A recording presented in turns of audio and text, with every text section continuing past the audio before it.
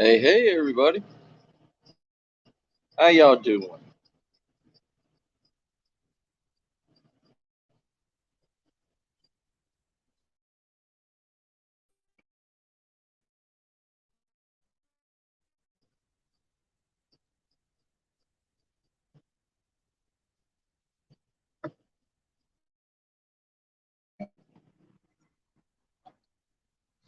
Okay. Anyways, how y'all doing? Y'all see me? Hey, Prepper. How you doing?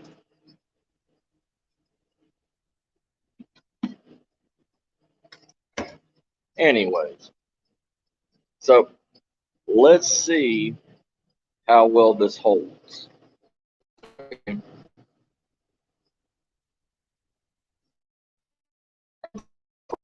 Again.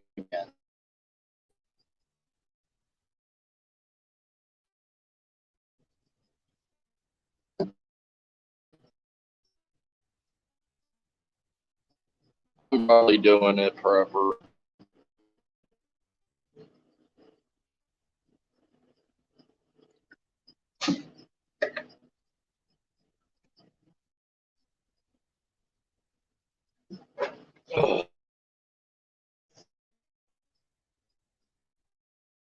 Let me try to get a better signal.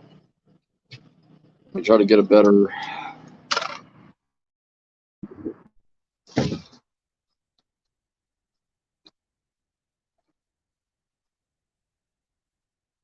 All right. I hope y'all can hear me better.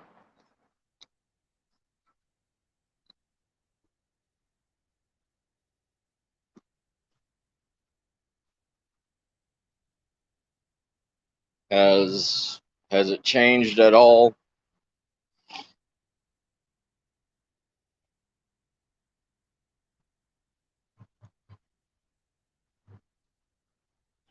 Has the timing or whatever changed on it?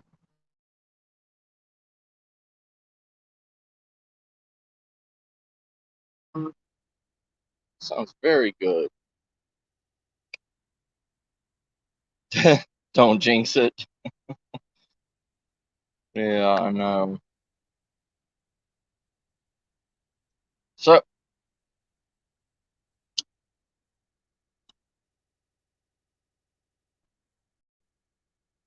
let me show y'all what I do for a 72-hour kit. Oop, give me a second. Settings, camera. Change this to back facing.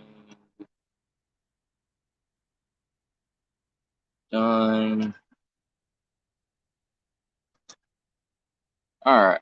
Y'all can see me. So this is my 72-hour kit. Just a basic cheap rucksack. Nice CR. So basic, just a basic. I think it's like a 20-liter camping rucksack. It's got the waterproof pull, rain guard on it with the flap. Basic front clamshell pocket and two single-use pockets.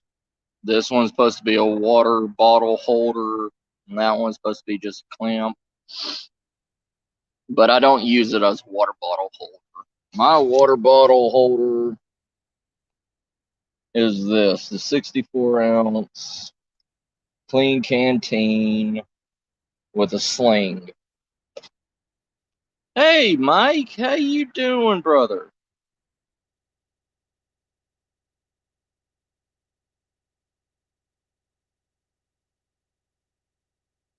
So first off is for my 72-hour kit is the basic stretch pouch.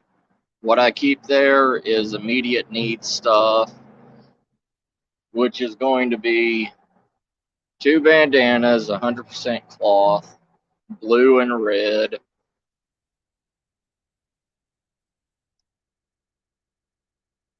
and a basic 99 cents, Dollar Tree,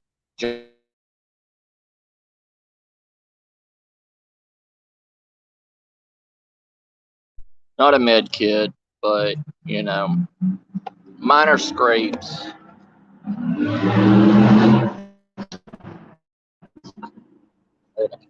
Minor scrape and cut kit. Hand cleaning wipes, which is an alcohol pad. It's got 2 of those in there. It's got 6 small bandages, 3 medium bandages, and 2 gauze. 2 gauze pads, multi-purpose dressing gauze, 2-inch by 2-inch. You could make more in there. You could put other things in there, but it's just a basic immediate need kit.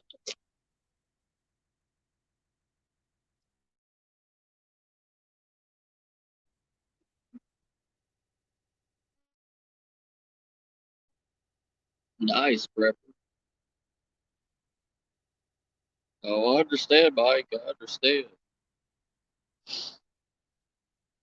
Oh yeah, I got duct tape and everything in here. Duct tape has 101 plus uses in it. Yeah, this is the one that I did. I tried to do a live stream before I bought StreamYard, and before I knew it was like a 12-hour thing. I don't really have free time to do a 72-hour kit with it, but I have done overnights with this kit. I have done a multiple overnights with it. Right, CR. So the combination of everything that I've done with this bag, it fits the purpose of a 72-hour situation with it. So, pulling up with my zippers on the clamshell.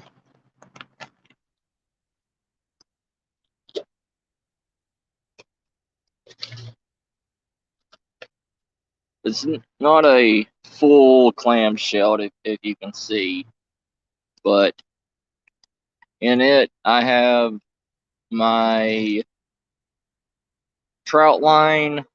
It is a 375 foot by number 12. It's not tar line, but the string holds up to, the tensile strength of it is 72 pounds. This is the one that I keep in here that I have not opened and used, but I have used the other. I have used this before, so I keep it in here, and it's the Walmart brand one, Secure Line. It's a poly drop line. I mean, 375 foot of number 12 line goes very far.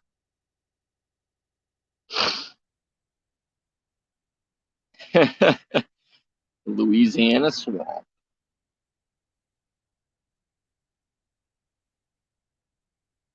Oh yeah, swamp's a great place to be. But that goes in there.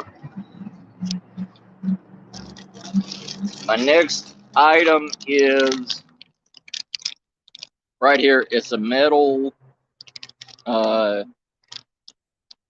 got this from a Japanese dealer called Daiso. Daiso is like a Japanese version of Dollar Tree. You set this on top of whatever you want it to be, your cup, whatever. You put your filter in. I hope you can see it good. But it has these 3 prongs on it. You can put it over your cup or anything. It folds in on itself. Stainless steel. Yeah, Daiso. Yeah. Daiso. It's Daiso. And they do a lot of good camping gear. It's cheap. It's not like 99 cents or anything like that. Right, Mike. Yeah, it's good. It's portable. It's compact. It doesn't take up a lot of room.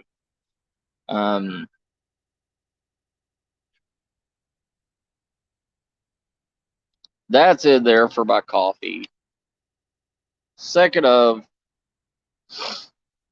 I have a kite string knuckle hook, and it's just like anything else. It's just like a hand casting reel. It's good, thick plastic. It's not going to snap on you. It's about 1/4 of an inch thick. It already comes with a 75-pound line on it.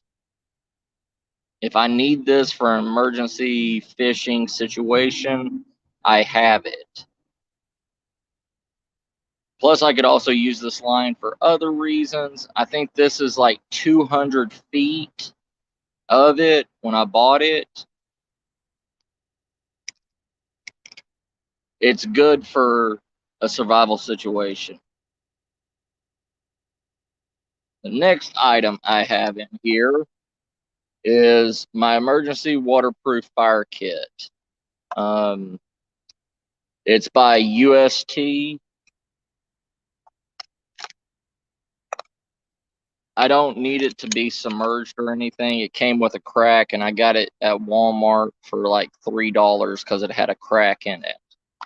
But it comes with a flint and steel, and it comes with like 6 of those fire tabs with it. That's all that's in there, and that's all that I truly need is a ferrocerium rod, a striker, and 6 of these fire tabs, because you can cut these fire tabs into quarters or even less than that and bust it open. Yeah, super glue it. Yeah, that's what I was saying, prepper. Like it's not even an actual like crack that will, because I've dunked this in water and the crack is just on the inside, not on the outside. So I got this for $3, and it was actually like around $10 in Walmart. So, and plus it comes with paracord on it and a carabiner, so you don't lose it. Next up is my dead. It died on me. I forgot. It was a dollar store headlamp. And this is why I say you always need to check your bag every time, because I'm pushing the button and it's not turning on, so the battery is dead on it. So that's why you always need to check all your stuff all the time. If it has batteries, if it needs to be recharged, something like that, because you don't want to be in a situation and it's dead. Next up, I have a meal bag. You fill this up with water. It's a pre-treatment to your water. Then you can drink it out of a filtration straw or a filter. Right. That's why you always check your bag. And like me, I'm always at work. I'm always busy. So little things like this slip my mind to check every piece of my equipment. Well, the thing with me, I do the same thing, Mike, but this one was just a dollar store, so a dollar store buy. So I just left it in there, and it probably got turned on inside of the bag. That's why it's dead now. But that's why you always have backups. I have this USB rechargeable lantern. It's a all-in-one. It's a flashlight. It's a spotlight. It's a camp lantern. And you can charge it up. This, it's never been charged. So that would be bad for me. But supposedly it says the runtime is up to 15 hours on it. So I don't know about it. Next up is my bag of coffee. Vigor coffee, gourmet, basic blend in a bag. It's supposed to fill up like 12 cups. Then I got a neck knife. It's a solid stainless steel, just basic knife. It's got a saber grind on it, and it's got a survival whistle on the sheath.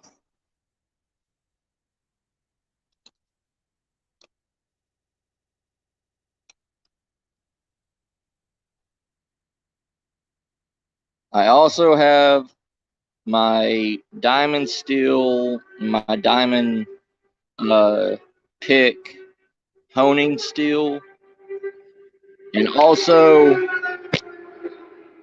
you don't want to drink, boiling hot water just straight up and burning your lip or anything. So I got a rubber tip metal straw, and also you can double this as a bellow to restart your fire if need to.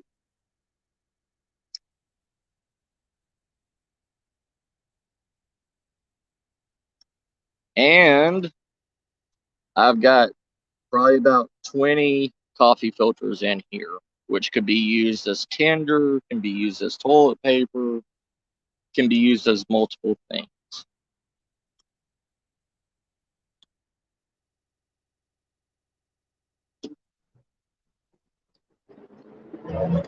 That is everything in that main pocket.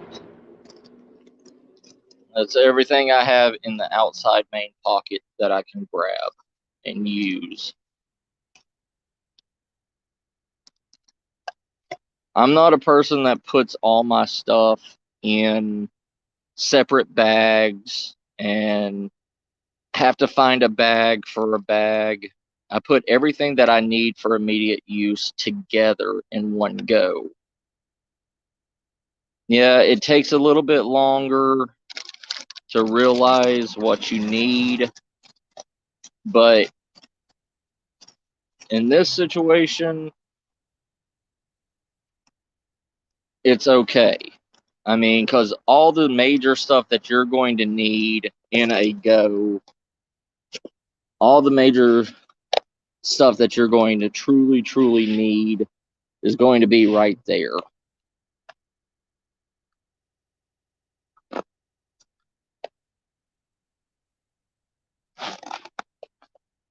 And it doesn't have the KYY zipper or anything like that, so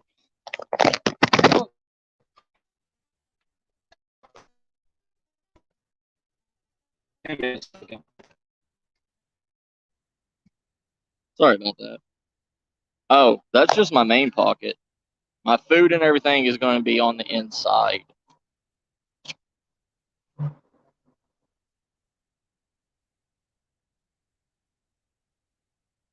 And over here on my side pocket. It's supposed to be a flip out. It's really hard, but in this bag, it's a waterproof nylon,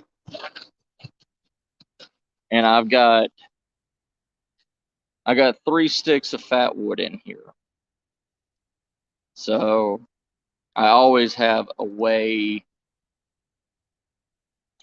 to make fire if I need to. I don't need to go running around collecting tinder, making sure it's dry, anything like that. And, you know, it was free. It was from T-Mobile Tuesdays. So whatever you can get for free, repurpose it, reuse it.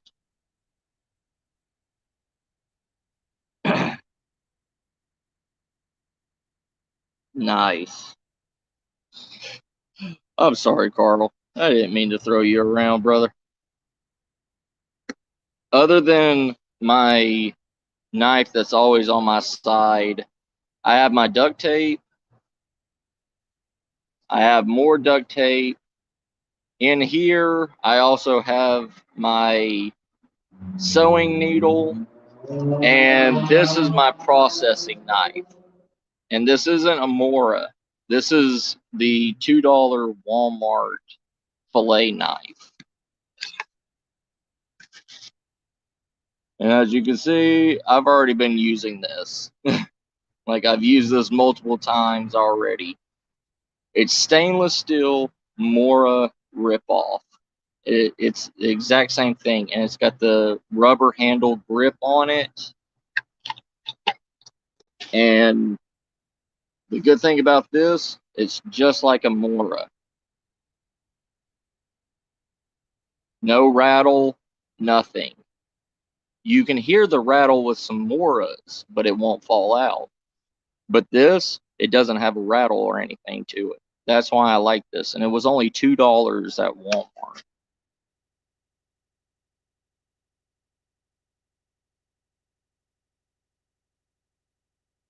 Oh, it's natural fat wood. I've processed it myself.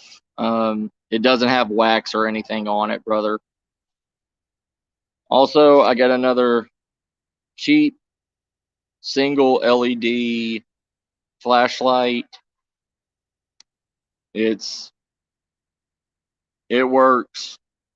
So it's good for what it needs to be.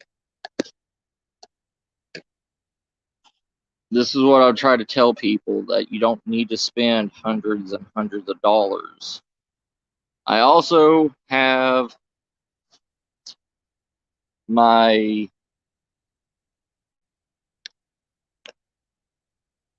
glow stick. It's a plastic glow stick.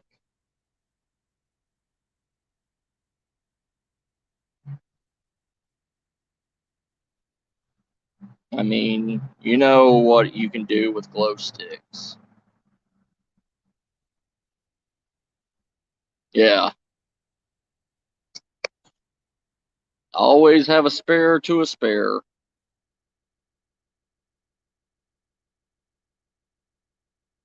Yeah, my lightsaber. My other, then I have my big boy, my bigger Pathfinder UST half an inch by an inch ferro rod and striker. It also has a tinder holding on it.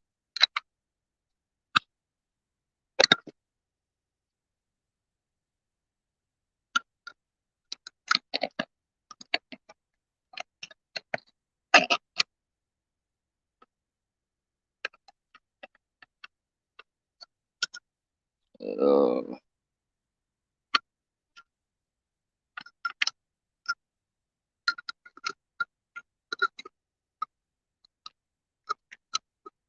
Cool thing about this is waterproof.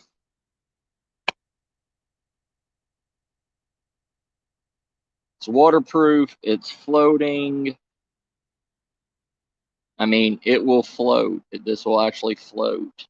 And it's, you know, burnt orange. That's everything that's going to be in my little side pouch.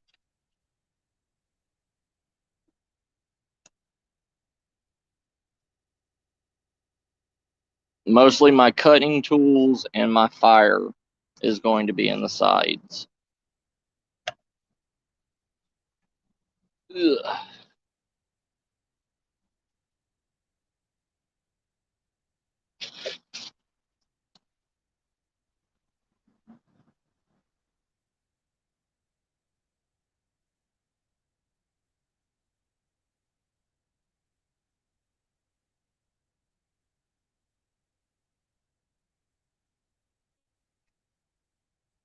This bag was made in the 90s. So everything's kind of a tight fit in it.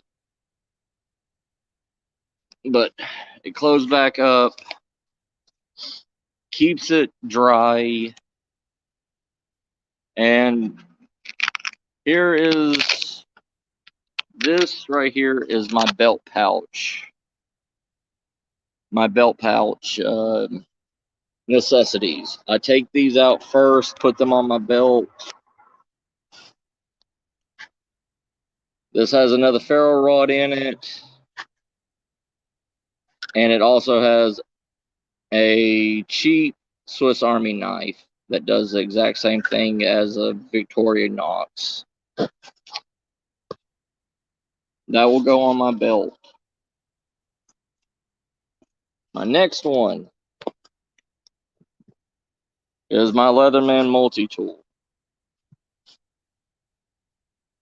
Yeah, right, Carl?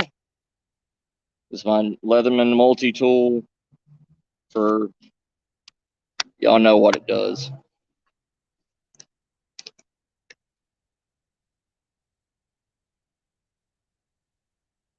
Then I don't put it on my actual belt.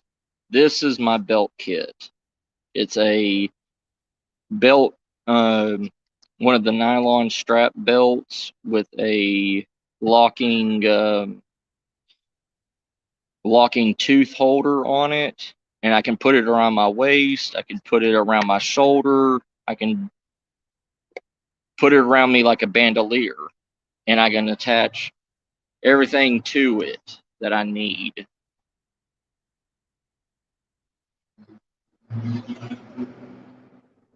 Next thing in here,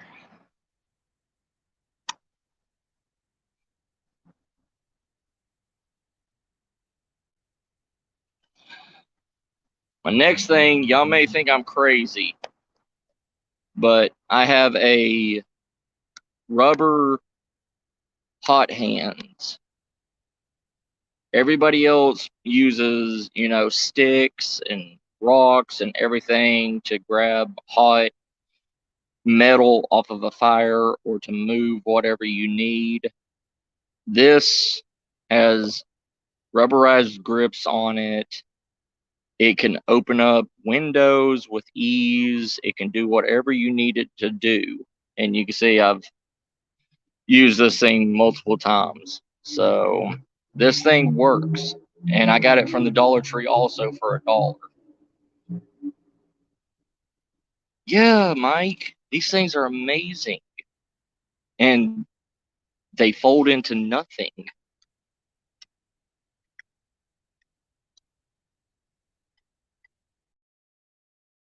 The next thing I have, I got this from Harbor Freight. If you don't know what this is, it's a welder flint. It's what people use to start their blowtorches with. But I've also realized that you can put tinder in here, and if you're one-handed or if you're hurting, you know, if you hurt yourself, you can squeeze it and create sparks. That's another idea.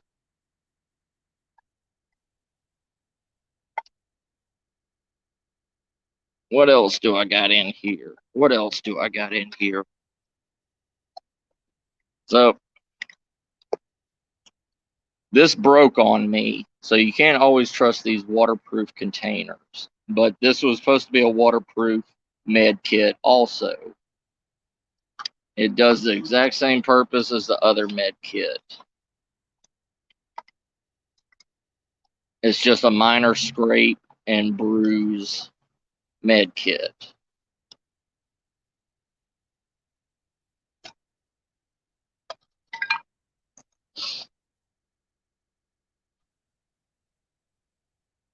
Then lastly, this is my trapping and fishing kit. I've got a full fishing kit in here and a trapping kit. It also has a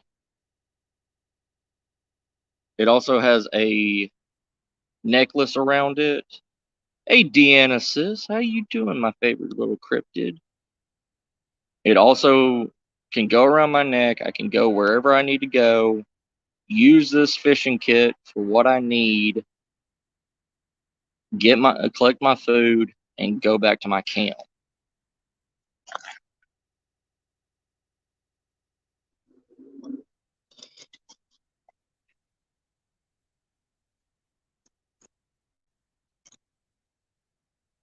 But the thing is with fishing kits, you need to know if you're in an area that if you have water around your area.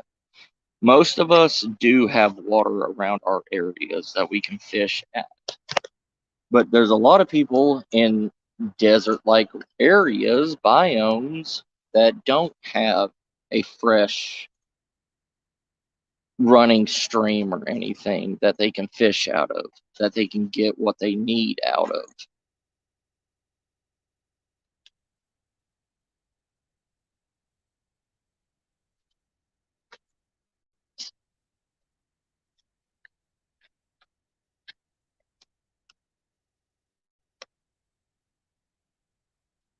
And it's got a snap flap on it.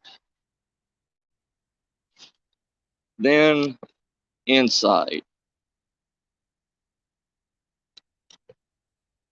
Yeah, I got super glue in it, and I also got what's called liquid skin also. Liquid skin's just like super glue, except for it works on the skin instead of everything. So like I said, it's got a rain fly on it. So you tighten it, you flap it over, and it protects your gear from the rain.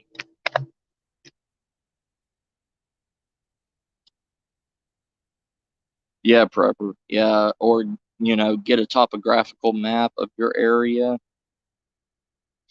Oh yeah, CR. So in here, I got my shmog. I have my homemade foraging bag that I made out of a pair of pants and a canvas sack, so I can put this on my belt and pick wild edibles or anything that I need, bring it back to me. Got a camera mount. Oh look, I got another bandana.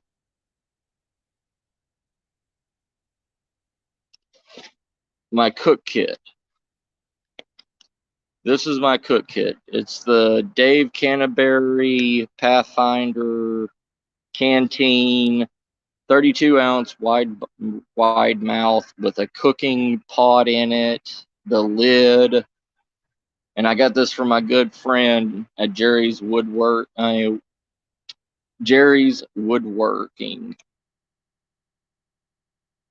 And it's a Molly water container pouch. I also have other things put in here, like my eyeglass case, cook kit, eating kit, hobo kit. It's got a spoon, a fork, 2 metal chopsticks in it. All in a small, convenient little eyeglass, all metal eyeglass holder.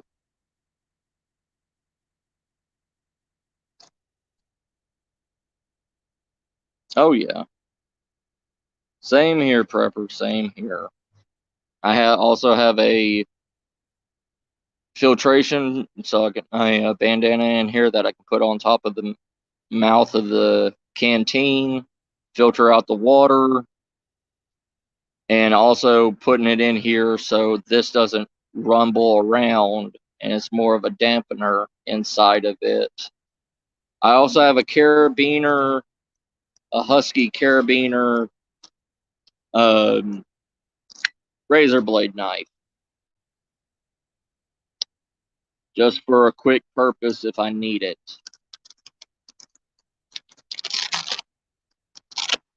Hi, Walter. How you doing? In here, I have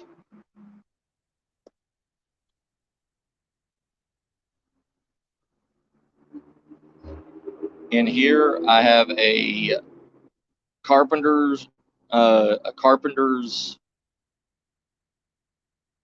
pencil sharpener for the flat um,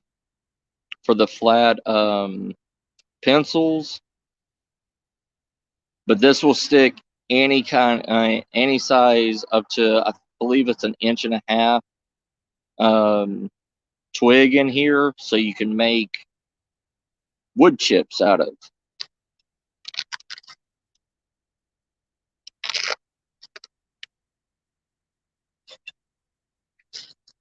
I have my flint and steel that can also be used as a pressure plate for a bow drill. And that's everything in there. Give me 1 second. Somebody's here. Yeah. Give me 1 second, everybody.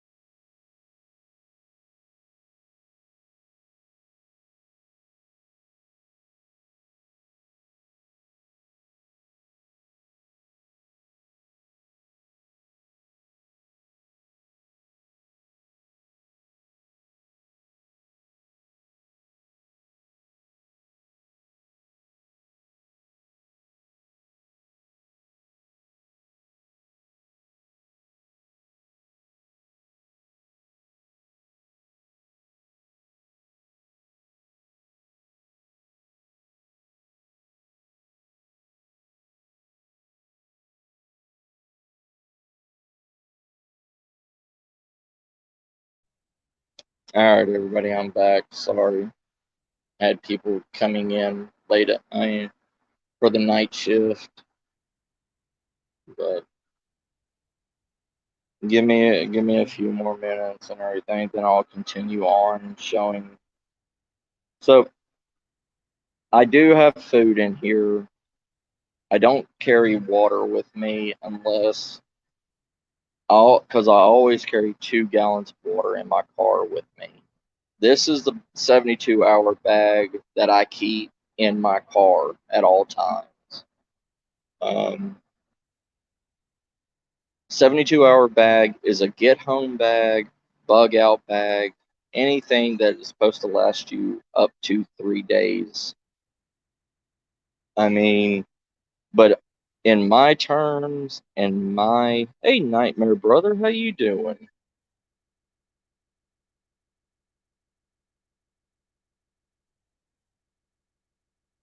Thank you, Walter.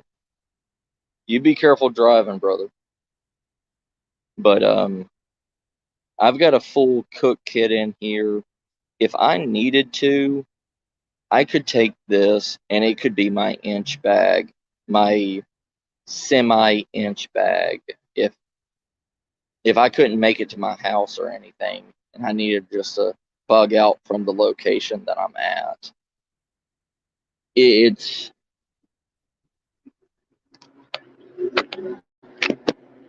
like I said, when you do this, when you make your bags and everything, make your bags count. Make your bags.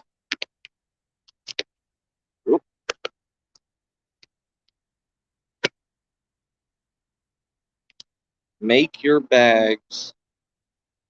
Don't make multiple bags for different reasons. Make one bag to rule them all. Or make what's called a king and queen bag. A king and queen bag is your 72-hour kit that you keep with you. And your queen bag is the one that, your king bag is the one that is like your 72-hour bag. Your queen bag is the home in a bag. There's no sense in making multiple different smaller bags. Hey, AP brother, how you doing? Cheers.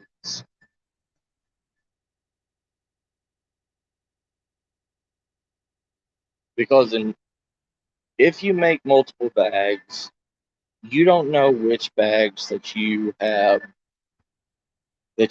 checked, which bags you haven't checked, and which bags you just don't really care about. It's just in case bag. Um, and that's what really hurts a lot of people is too many bags, too much uh, too many bags, too much items, and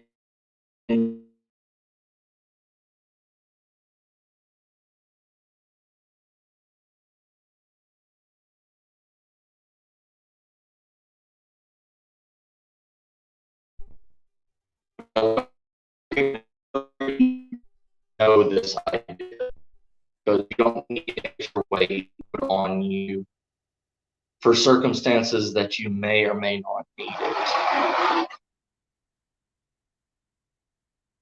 It's always better to have 2 easy to reach bags to fit your purpose and your need.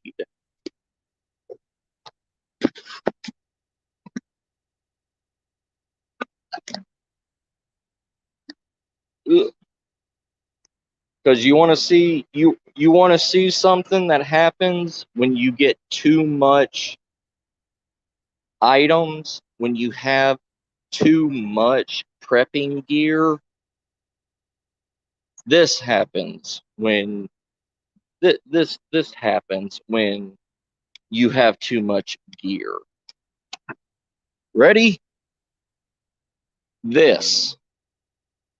I have everything in here. I have an IKEA cook set that's stainless steel. I have a 38 liter, no, a 38 quart camp thing with another frying pan that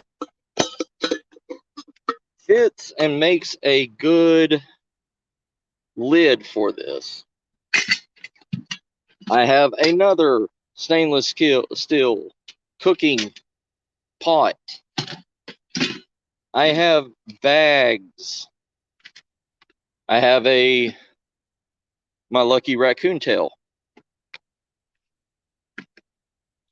I have my darts for my pistol crossbow. I have gloves galore. I have knives. I have other knives. I have a whole entire hibachi grill that's aluminum. I have literally everything in here, plus more. I have a wool blanket. Underneath this, I have a tent. I have all this gear that is taking up my whole entire back room. My whole entire everything.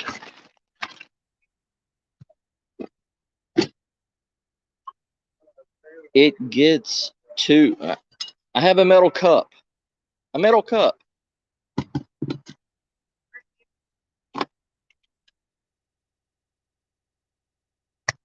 lighter. I have mini splash drinks in here. I have single serve boxes of cereal in here.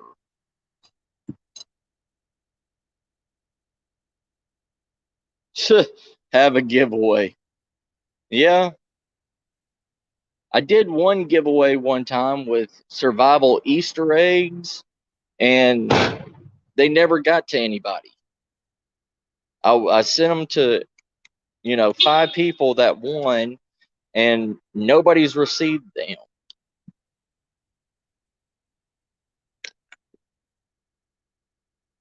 But the thing is, this is what happens to us preppers. This is what happens to us survivalists. We abuse. We see everything and anything. And 90% of that stuff that I have in the back, I got from the Goodwill.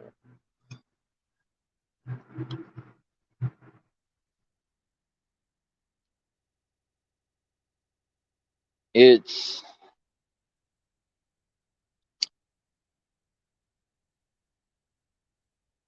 something else. It's this is why I tell people to make 2 bags and use everything that you need. If you buy something, test it. Make sure it works. Make sure it fits what you need before you go and shove it in a bag. Because it's just like all these bigger name YouTube people in the survival community and everything, they get paid to endorse these big name items. And one of them is called Silky Saw. All right. Silky Saw is a damn good product. Don't get me wrong. It's made out of carbon steel. It's a carbon steel weak blade. Okay. But the way that it cuts on the pull and not the push. So most people know how to push and pull and cut with a bow drill. They don't know how to just pull and barely push. Creating that cut can bind up the blade and break it.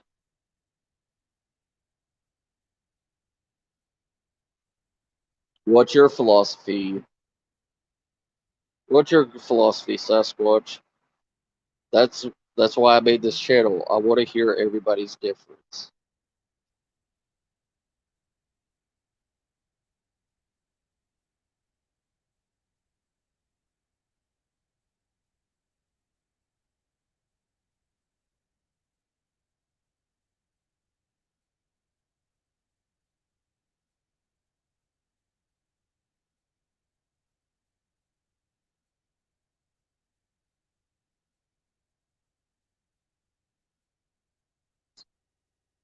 All right. Here's the thing, though, Sasquatch. In doing with just that, how do you process? How do you cook? How do you. What if you're in an area that has no fresh water to fish out of?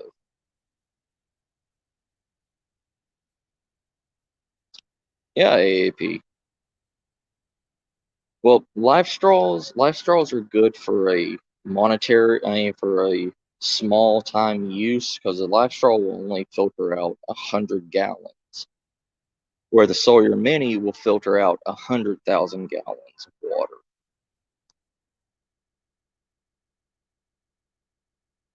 A hatchet is good for processing wood, for cutting down stuff, but doing finer tasks or trying to create, say, like a feather stick or something, you really can't do it with a hatchet unless you know how to sharpen it to a razor's edge.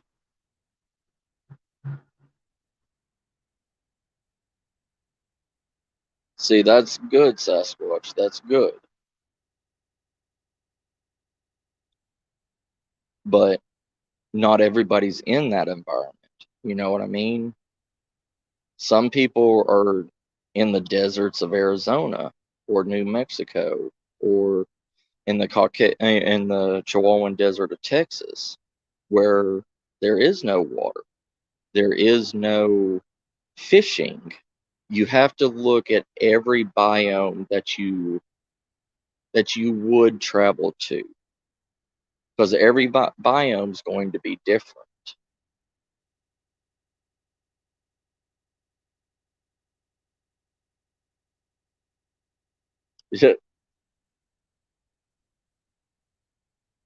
That is true. But I mean, a tarp is one of those things that is a civilized need. It makes people feel better instead of spending time making, say, like an A-frame or a lean-to. You know what I mean, Sasquatch? Like everybody, everybody is raised around their own biome. Like me, I was born and raised in Tennessee. We had streams, rivers, creeks, lakes, everything within a mile's walk of each other.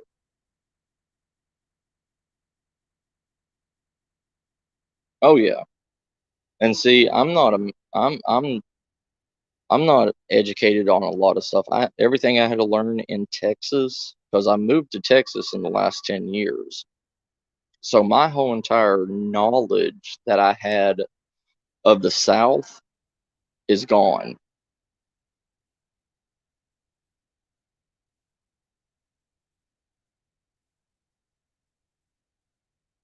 Oh yeah, Walter. See, and that's the stuff that everybody has a different skill set. Everybody has a different biome that they've been raised up into. That's why bug out bags and inch bags differ from biome to biome. you know. And on my channel, I teach people to prepare for every biome, every situation that can happen. It's a more of a help everybody kind of situation, not just me. Like every one of my bags and everything, I could go to any biome and survive, you know.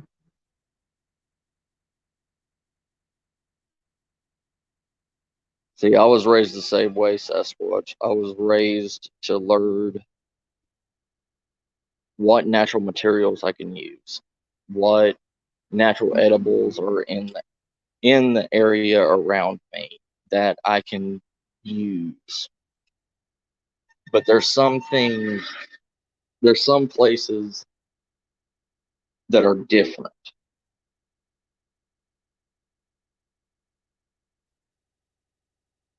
I was always, when I was raised by the Cherokee and everything, he taught me to pack light to what you need. Like food can always be gathered.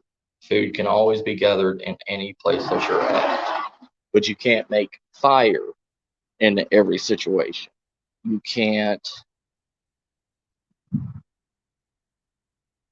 make fire, especially in like a wet domain, where everything is constantly wet or whatever. You literally have to dry it out and you have to waste time doing it.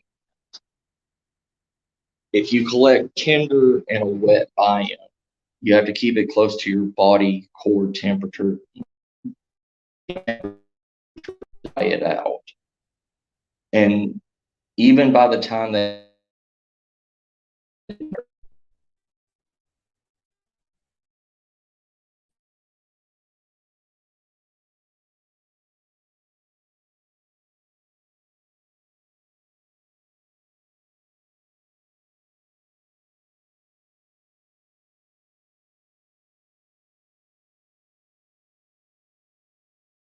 if you're male or female, so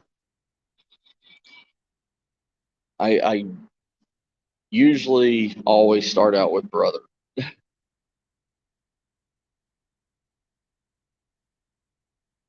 Hey Walter, brother, how you doing? Every man is going to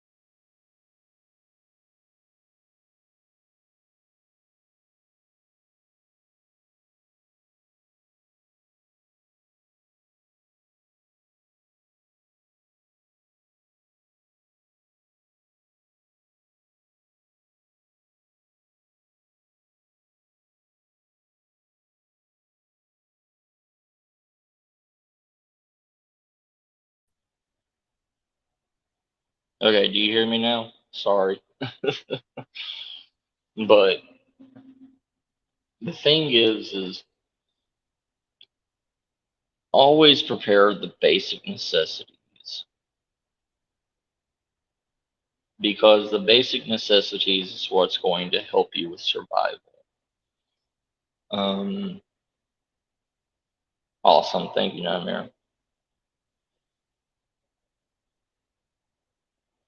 If you cover the basics, fire, water, food. There's a lot of people that don't have medical problems that can't go 3 days without food.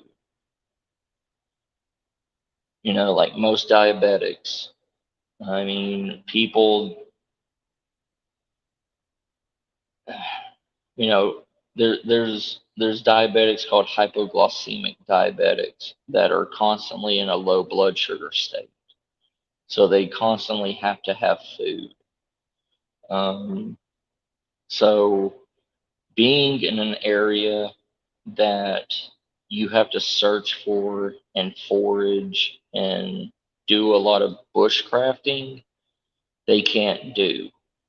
So that's why I create these bags, is for those type of people. And it's like me. I could go maybe a day without food, but I will need food because I'm a diabetic. I'm a type 1 juvenile diabetic. And I travel a lot, so I'm not always in the same biome. I'm I may be near the Chihuahuan Desert one day, or I may be in in the city of San Antonio that doesn't have any waterways. Right, CR. Right, brother. There is there's multiple people out here that need to learn this, that need to learn to rely on a bag to be their home away from home. And not only does it help with your survival, it helps with your mentality also. Because a lot of people have never once set foot in the wilderness. How you doing, kitten, sis? You know, there's only a handful of us that have been raised in the wilderness, you know, that have been raised to hunt, scavenge, you know, kill our own food. But there's 100 people to one of us that can't do any of that stuff, never had to. They get scared from the first sight of blood, let alone go and kill a rodent. No, I'm doing good, kitten. I'm doing good, sis.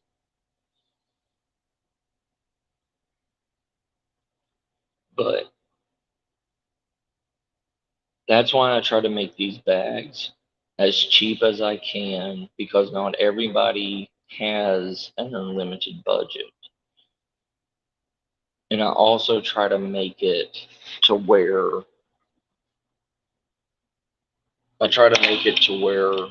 people are going to be more relaxed in a home environment, even though they are out in the middle of the woods.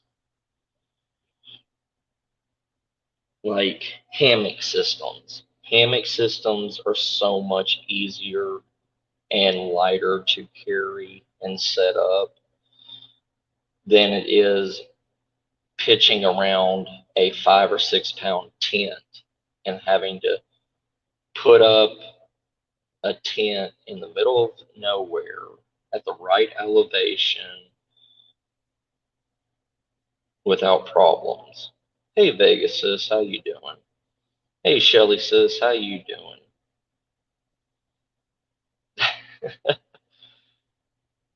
Oh, I'm glad, Shelly. I'm glad. Now it's not like, 3 lives a month. Now I I'm doing it as much as I can.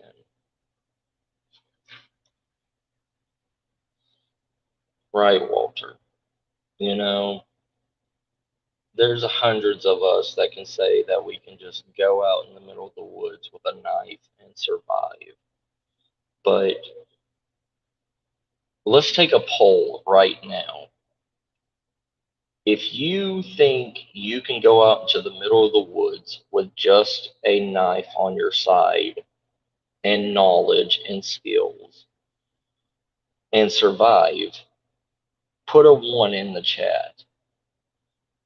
If you know you can't and you're scared of being in the woods by yourself and you don't know what's out in the woods, put a 2 in the chat. If you don't think you feel safe enough in the wilderness or by yourself without gear with you.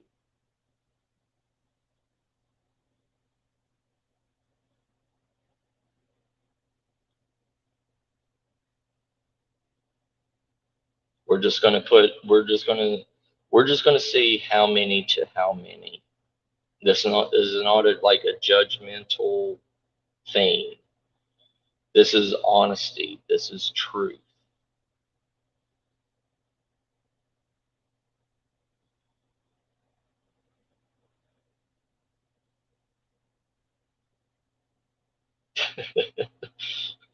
Nightmare 3 is you're a supernatural being and you're just here for shits and giggles.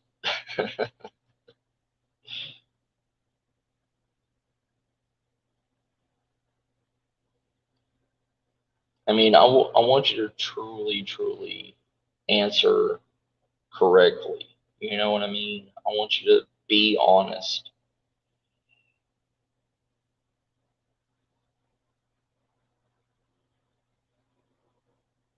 Right. Right, Vegas. How you doing, Vegas? I think I said hi to you. You're sold on that, Nightmare? I love you, bro. Well, right now we have four to one. Well, technically we have 2 to 2 because Shelly believes she can, but she doesn't know. So I'm going to say she's probably in between them. She's had the training and everything, but maybe other reasons may stop her. And Nightmare is just a supernatural, being. Yeah, see that's the thing, you know. The knife is a multi-tool. Your sharpening stone you can get from any river rock and sharpen your blade on. And the snare wire, like I said, you can't use the snare wire. You can't use anything but your skills and your knowledge to go out, and your snare wire would have to be vines, would have to be a root system, would have to be something that you would have to make. And even me, even even second star survival, I would rather have gear with me than being out in the butt crack of God knows where with just a knife on me. Thank you, CR. It makes life easier with gear. We want to say and we want to believe that we are a one person army, but that's not true. Because in a perfect scenario, we are gods in a perfect world, in a perfect scenario where everything is perfect.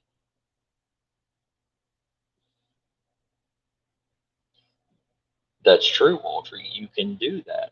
But there's also a chance that nobody's ever been to that place. So the fishing line idea may or may not be there, you know? It's like watching a episode of Naked and Afraid. Okay.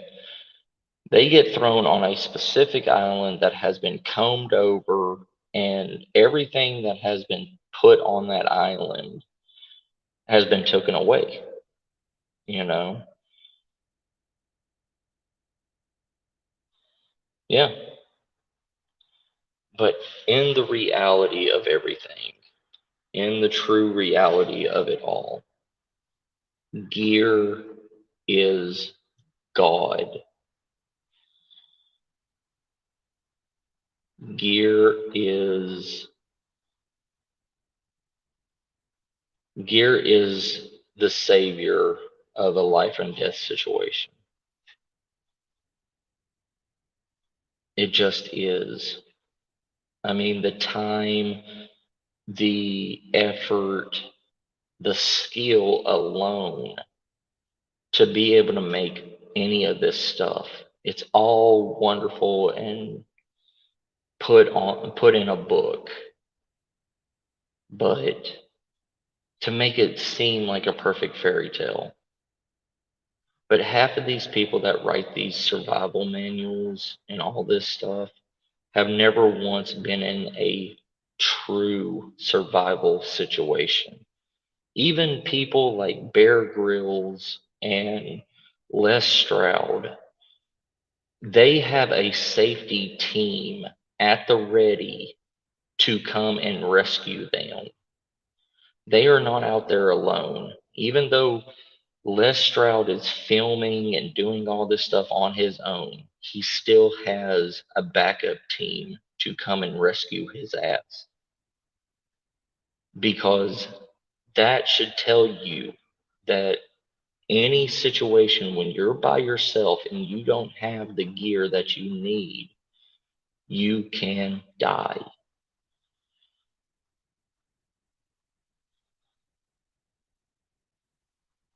Right. That also, David.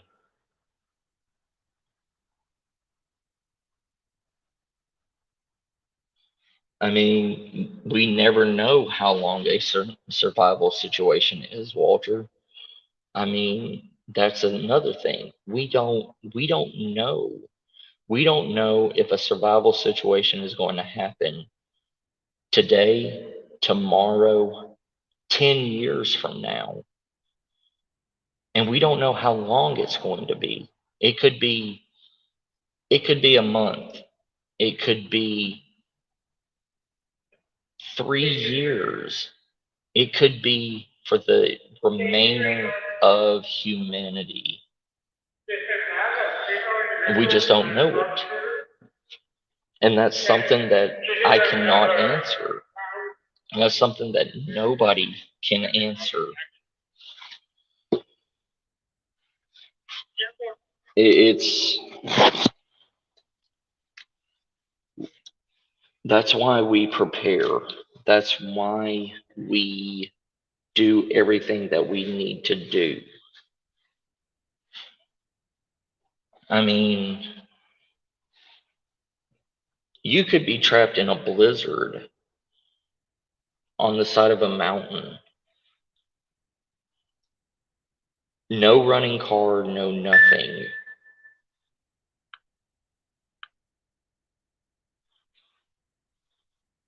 Right.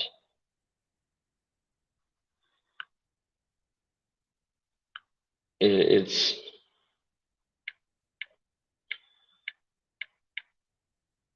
sorry, I got to do my last report real quick. But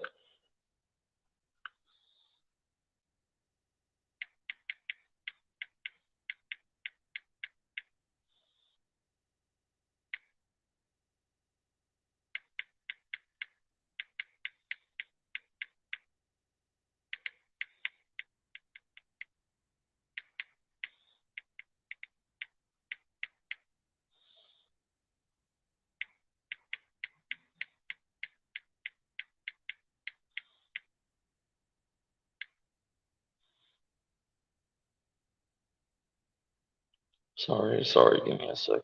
Give me 1 second.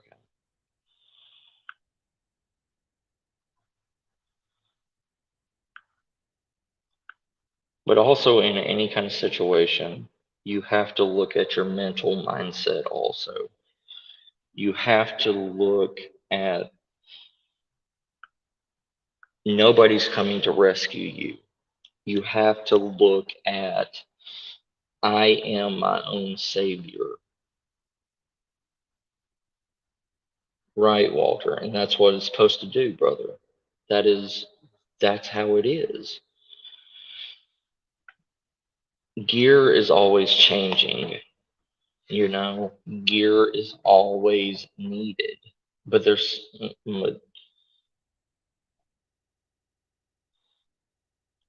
right, they are. Yeah.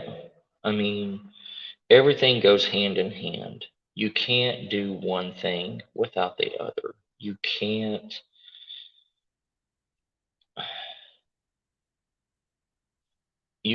be a survivalist without knowing how to survive in all elements. You can't be a prepper without being able to prep for any situation, not just one, but any situation that comes your way.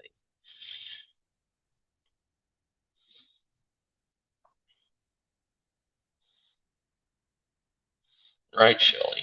But the thing is, also with snow and everything else takes that same idea. That means all the wildlife, all the fish, everything, they become scarcer and harder to get because they're living beings too. And also in a snow situation, you can't go out foraging for wild edibles because it's all frozen. It's all unobtainable. You have to, I mean, every scenario has pros and cons to it.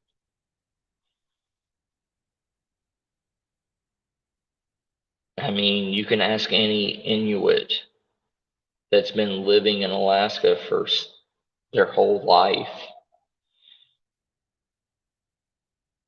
You know, they still do mass huntings and everything before major events happen.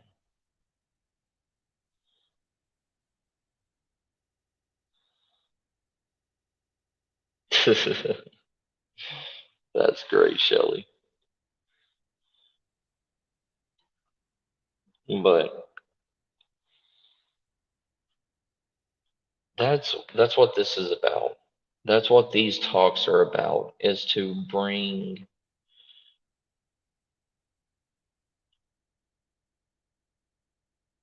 right, Walter, right. Reality has to come first before anything else. That's why preppers and survivalists and everything prep for the worst case scenarios. We don't prep for the good scenarios. We don't prep because it's a hobby.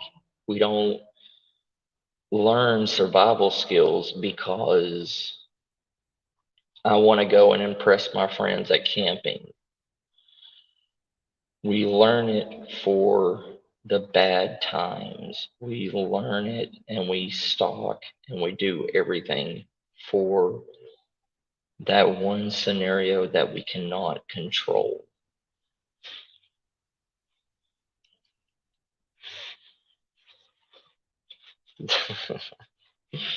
Only house with an igloo.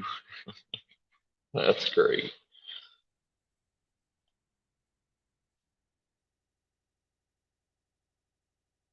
Right, Walter? Yeah, I didn't do any of that stuff when snow came into Tennessee.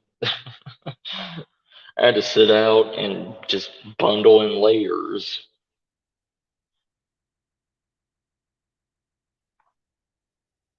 But that's like here in Texas, okay? Like you know, up north, close to Canada and the northern states and stuff, They have stockpiles of wool. Everything is wool items out there because of the snow. But somewhere here in Texas, in like all the places here in Texas, we don't have wool. We don't get wool because Texas doesn't need wool because 90% of the year its temperatures 90 to 100 plus degrees.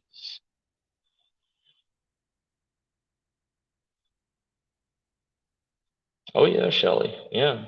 See, that's what I'm saying. Like even y'all's clothing and your mentality is completely different because of the biome that y'all live in. And like here in Texas, we don't have that stuff. Not even our pipes or anything can withstand freezing temperatures. It, that's a thing that people have to look at also when they go into different biomes. Just going to the next state over is a different biome than what you're used to. I mean, what do you call your areas? Territories? You call them territories in Canada, right?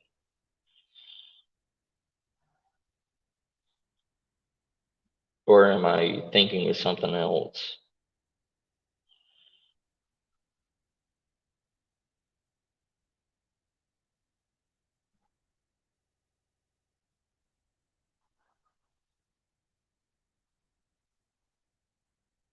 But anyways, after they, when they're able to answer, they will.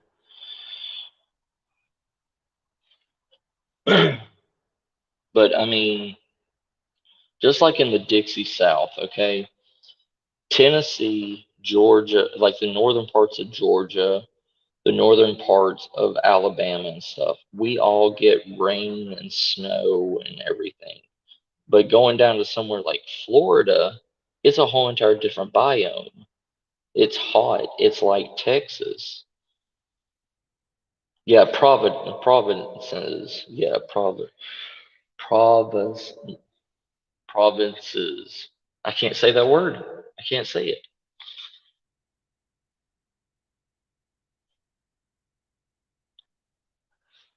But yeah, I mean, it's different biomes all over the place. I'll be back.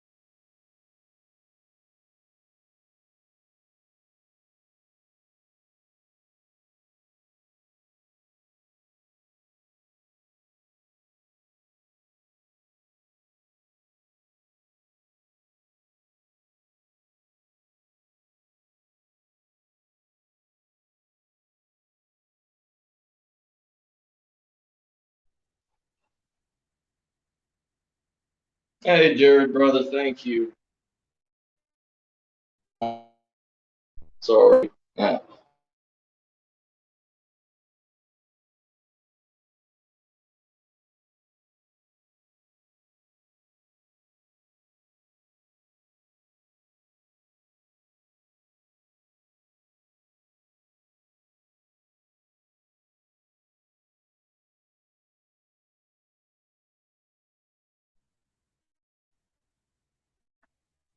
Take care, Walter, brother. Sorry about that.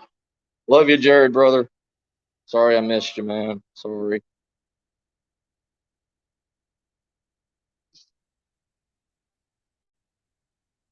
Anyways, can y'all hear me? Hope y'all can hear me.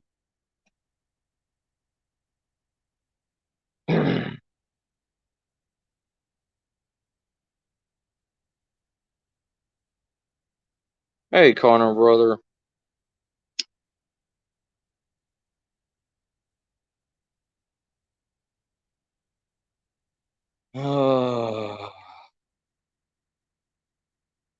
Anyways, I'm sorry about that. I'm sorry I kept all y'all.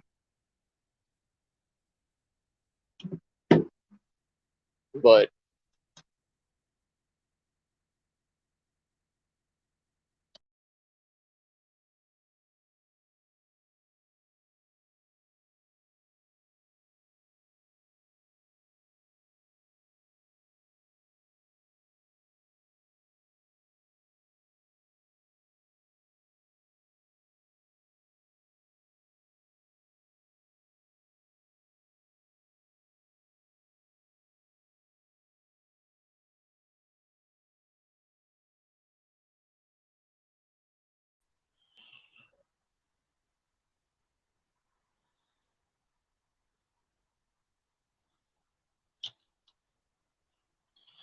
I hope y'all can hear me.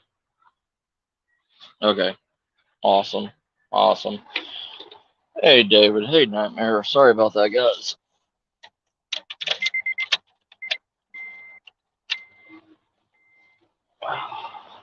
Oh, God, my rotary cuff hurts so bad.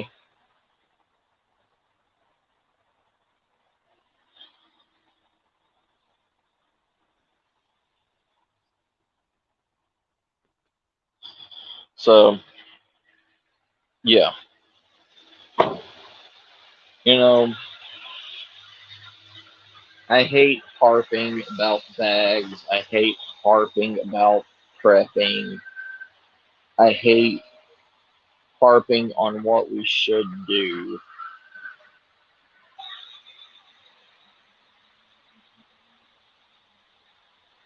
But now that I have 2 off days in a row, now that I have Wednesdays and Thursdays off,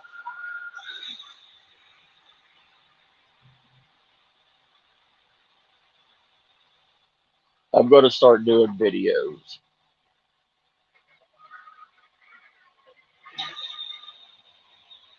I'm going to start showing skills. I'm going to start showing the ins and outs of every basic skill that is in these survival books. I mean, hell, if John Wayne can make a survival book, anybody can make a survival book. You know what I mean? It's it's redundant.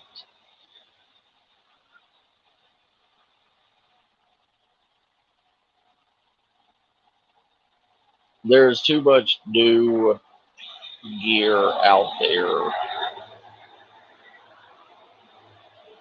And I know y'all are gonna say,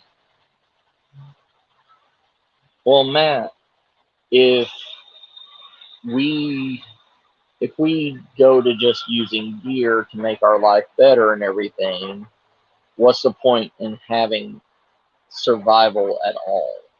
If everything is as basic as just buying cook pots and things to make a fire and stuff like that, what's the point in even listening to you?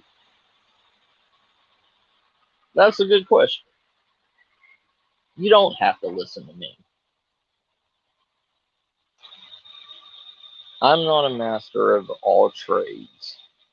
I don't claim to be a master. I don't claim to be something that I'm not.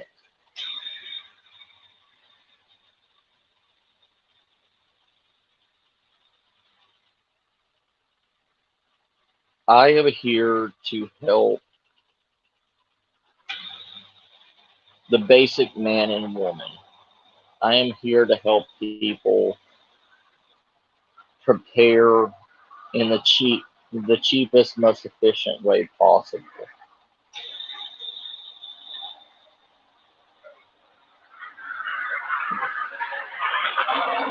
Because here's the thing.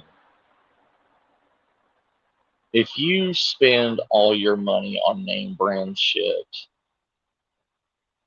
because that's what this world has gone to. Everything has to be name brand. Everything has to be a style. Everything has to be more efficient, more lightweight, more sex appeal to it. And it all does the same damn thing.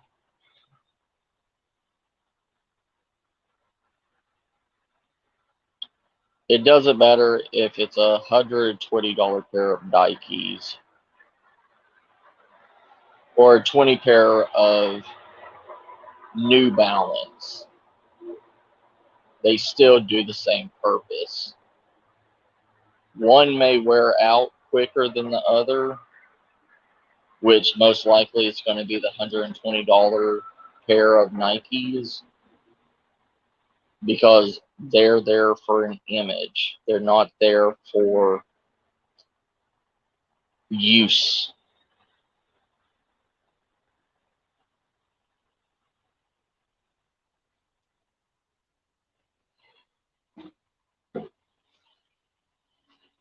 That pair of Nikes is not going to be able to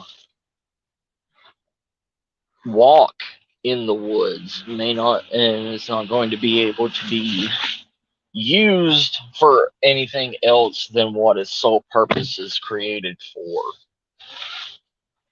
Its sole purpose is created for a basketball court.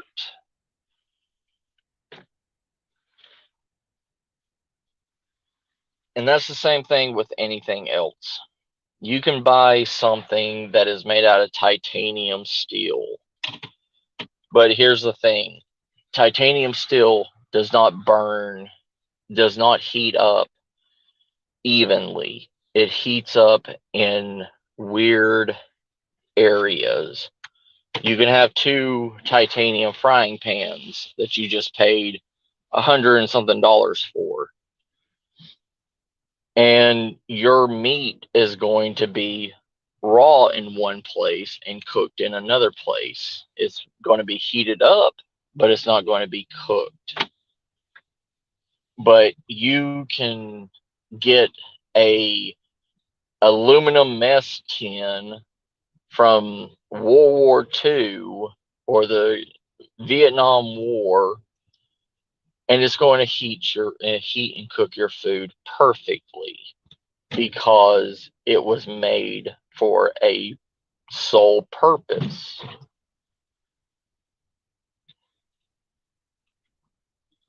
Don't be gimmicked by name brand shit. Name brand stuff like Sawyer Mini was, the Sawyer water filter brand was not a name brand until the last 10, maybe pushing 20. Berkeley was always the name brand. Catadine was the name brand. And just recently, LifeStraw is the king of them all. And here's little bitty Sawyer Mini that everybody has tried and tested, and it has survived everything. It has survived through trails. It has survived multiple things, and it's done its job well. What you're paying for with something like a LifeStraw, you pay more money for a single LifeStraw than you will for a Sawyer Mini. You're going to pay more than that for a Catadine. But before all of that came around, what did you have to use? You had to use aqua tabs or boil the water. But now it's hard to even find a single wall stainless steel water container. Everything now with civilization has become vacuum sealed. It's Yeti. It's whatever. And you know what? You can't use vacuum sealed thermoses. You can't use vacuum sealed stainless steel water containers because if it heats up, it will explode just like a wet rock will. It's not made for those purposes. It never will be used. And now you pay more money for a single walled stainless steel or aluminum drinking container than you do for a vacuum sealed stainless steel.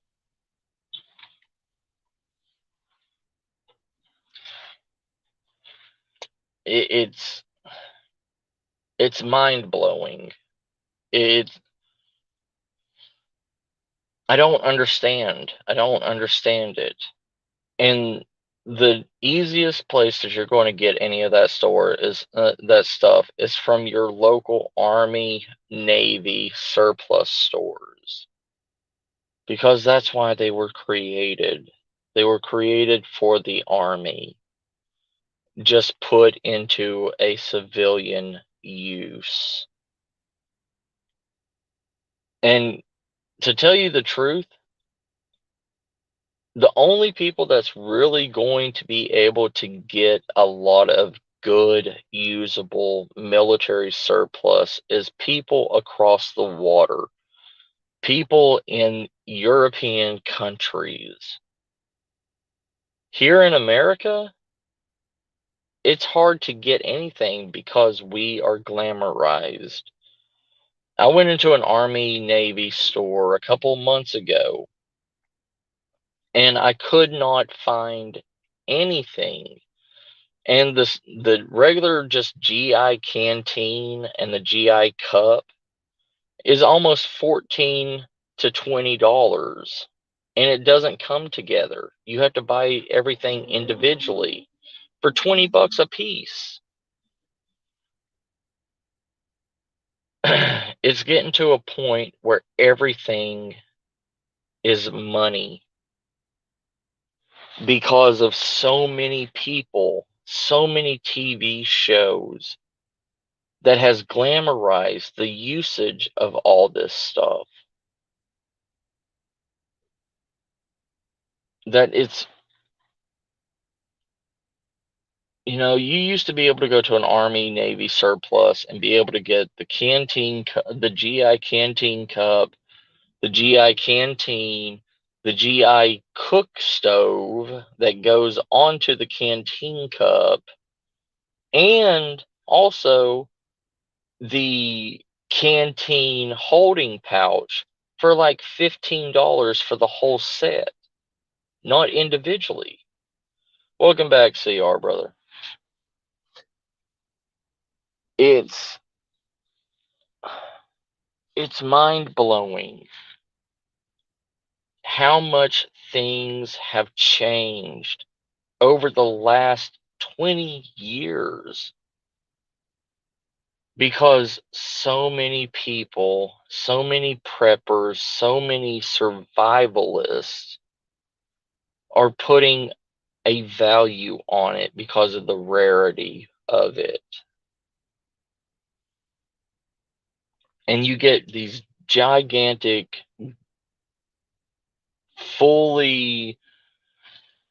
you get places like Sportsman's Warehouse. Right, CR. Yeah. But the thing is I've heard the reason why Army surplus stores and everything are going to name brand stuff and not actually keeping military issued stuff is because the US Army has people trade it in when they leave their tour. When they leave the military, they have to turn everything in, because places like Goodwill and stuff like that sell this military issued gear for dirt cheap. Nowadays, you can only find old military issued gear from yard sales.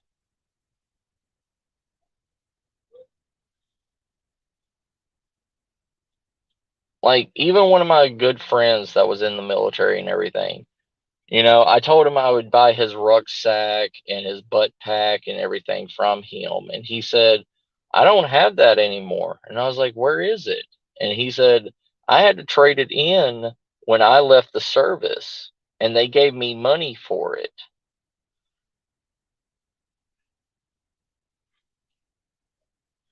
So now these surplus stores are running out of all this supplies because they sold it for so cheap. And kids and Boy Scouts and everything bought all this stuff and broke it, got rid of it, sold it at yard sales, sold it, donated it to Goodwill or a secondhand store. It's bad. It's really bad.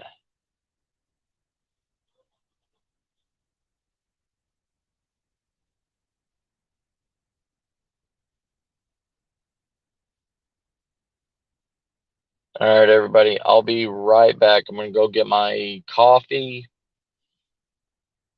And get my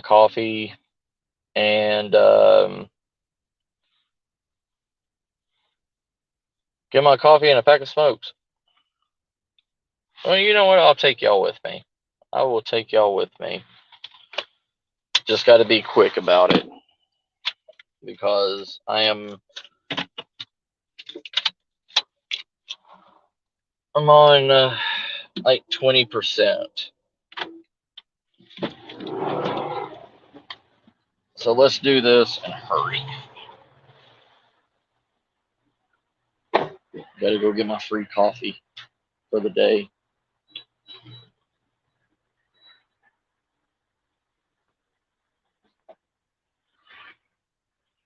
But anyways, life sucks. What's up, brothers? Not much about y'all.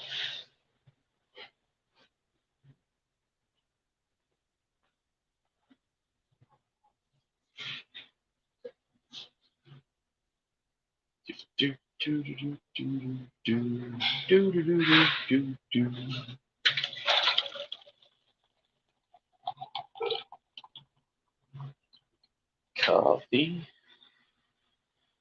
Lid.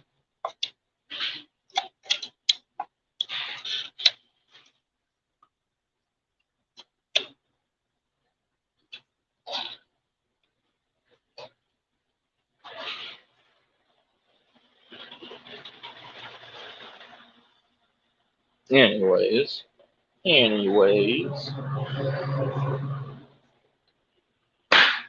Do do do do do. Right. Do do do. Do do do. Boo boo boo boo.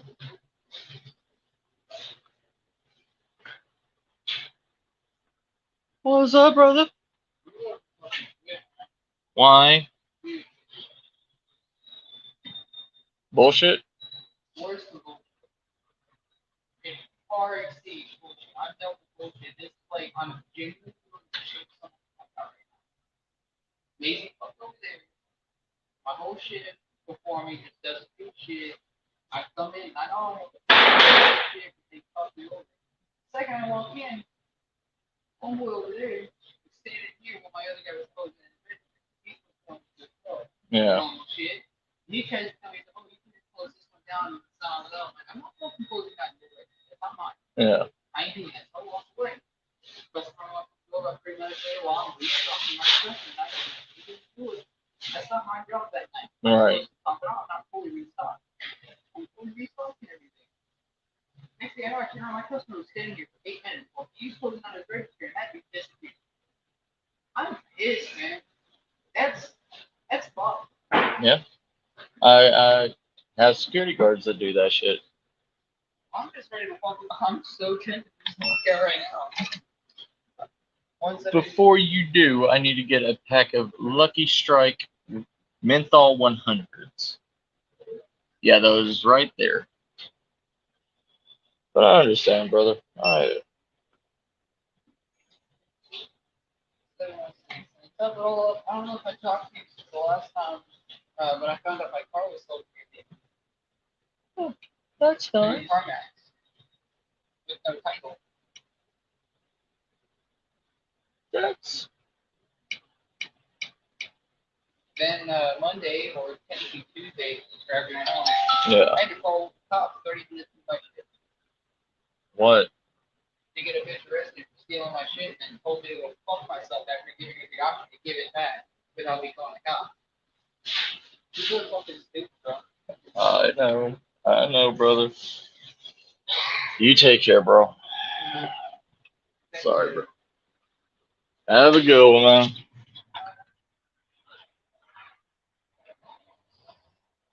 Do do do do do do do do do do do do do do.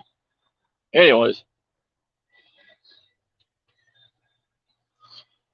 So everybody's life is a box of chocolates, it seems.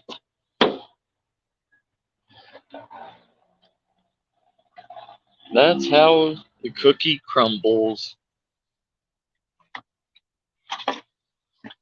That's just how the cookie crumbles. Ain't it?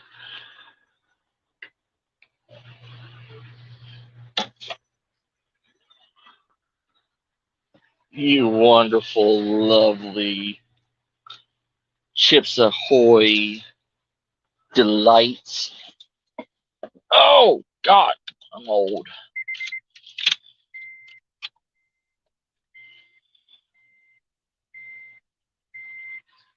You got your cup, I got my cup. We are A-OK, brother. We are A-OK with the coffee situation.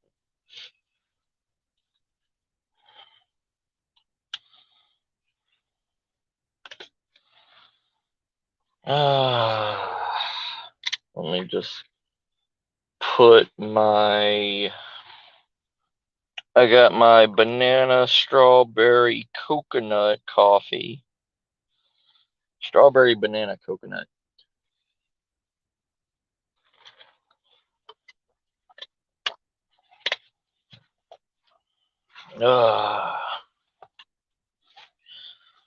The world is right. The world is right now. Anyways.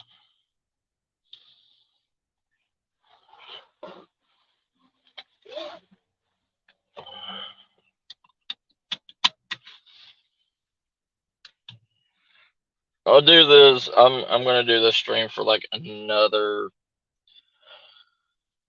20 minutes. I'm gonna open up chat. I'm gonna let people come in.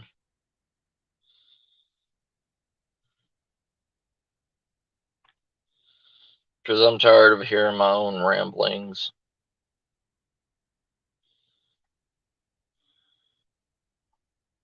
Anybody that wants to come in can come in. I don't care.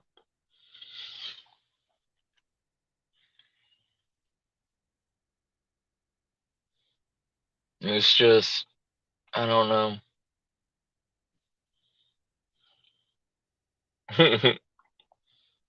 Yes, CR, you're able to come in.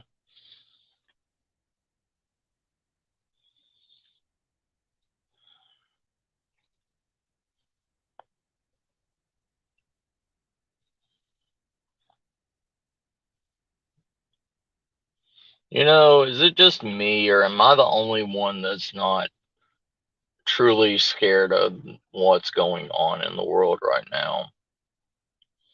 I was, but now I'm not. Hi.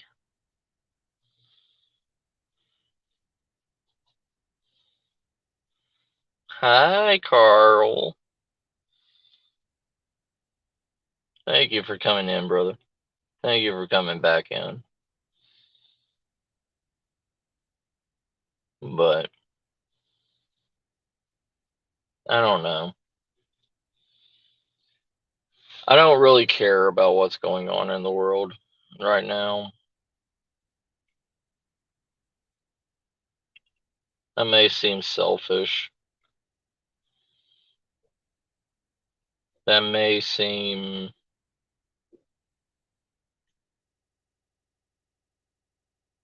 bad.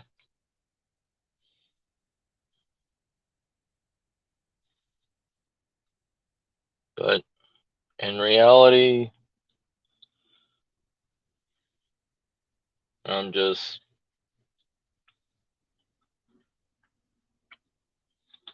over it.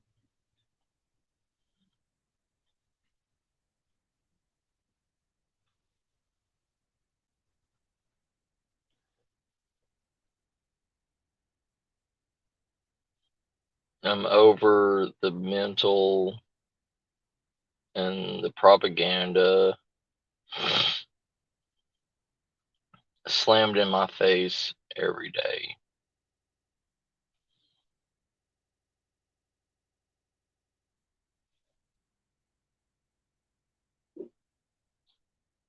Hey, brother.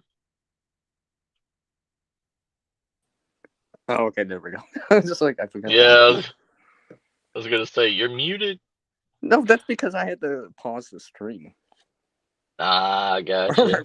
Right, so that way there's no feedback right away. Right. Hey, I'm a veteran when it comes to the streaming. I know what to do. Right. Pause the stream, mute it, whatever. Let's talk the side channel. Hey, Carl, brother. Hi. Oh, hi, lads. All right, they do. That's things. How you doing? I've got a lot now too, but so. Yeah. Yeah. I understand, brother. I understand. Yeah. Oh, I just realized I can finally ask that question. I forgot to ask like What? 2 hours ago. I forgot to ask during when you were showing the bag. How heavy is that bag? Uh-huh. How heavy is that bag? Give or take. Yeah. Wait, what? What'd you say, CR? Hold on. Sorry, I just saw a pretty Jeep. Sorry. It was like I thought squirrel. he was talking to me. And here he's just looking at some pretty Jeep. I got turned over by a pretty Jeep, guys. I'm sorry, brother. It was beautiful. It was like the Joker purple and Joker green from Batman. I'll say, well, if it's a Jeep or chickens, Matt's going to be sort of away with it. Right? Hey, I've done that. It doesn't seem important compared to the Jeep now. Yeah, I know. Yeah. I'm sorry. It's gone now, CR. What were you asking about the bags? I forgot. No. Right, wouldn't it? I just saw a pretty Jeep go by, so I forgot now. Oh. I'm sorry, brother. I'm sorry. I was just mesmerized by it. I'm gonna say I think he was asking about the weight of the bag. I think, man. At least Carl heard me out. He understands me. I do. Yeah. I do, mate. I do. I know. I don't know. Maybe. Hold on. I can't hear you well, CR. Hold on. Can't hear either one of y'all very well. Hold on. Oh, okay, so it's not just me because I'm like Carl's hearing me. Yeah. I couldn't hear it. I think it's my Bluetooth. Yeah, probably not. Okay, one more time. What? Weight? Yeah. Oh, the weight of it? Yeah. Well, I'm not waiting. I'm still waiting, but I'm not waiting. My 72-hour kit is around 40 to 45 pounds in that little rucksack. Okay. But most of my bags and everything, like even my inch bag is 60.1 pounds. Mm-hmm. And the thing like, is about any bag that not only do the contents vary, but the weight can vary too, because it depends how much you can handle. It's just the way it is, right? I mean, like, I don't expect like 100-pound person to carry like 60 pounds, 50 pounds. That's like half their weight. No. Right? Right. That's like a 200-pound person carrying 100 pounds. Right. Right. I can't do 50%. That's a little much. Yeah. You get some nutters that do. You know what I mean? They do get some carry more than that. It's what you feel the most comfortable with. Yeah. Yes. Yeah, because you have to carry it. Yeah, well, you have to carry it. You also have to look at the terrain that you have to fight against. You know, if you're literally carrying another human on your back and you have to go through thick woods, or like Carl knows about, stinging nettles. You know what I mean? Thick snow. Oh, sorry. Yeah. I'm speaking for myself. Right. I mean, trying to trudge through different terrains with something half your body size, literally half your body size. You also got to think of how much water intake you're going to take doing that. You have to look at how much calories you're expending doing that. Yeah, because the more weight you have, the more you have to carry it forward. Right. Always takes energy to move. Yeah. Right, because you're gonna move the weight forward.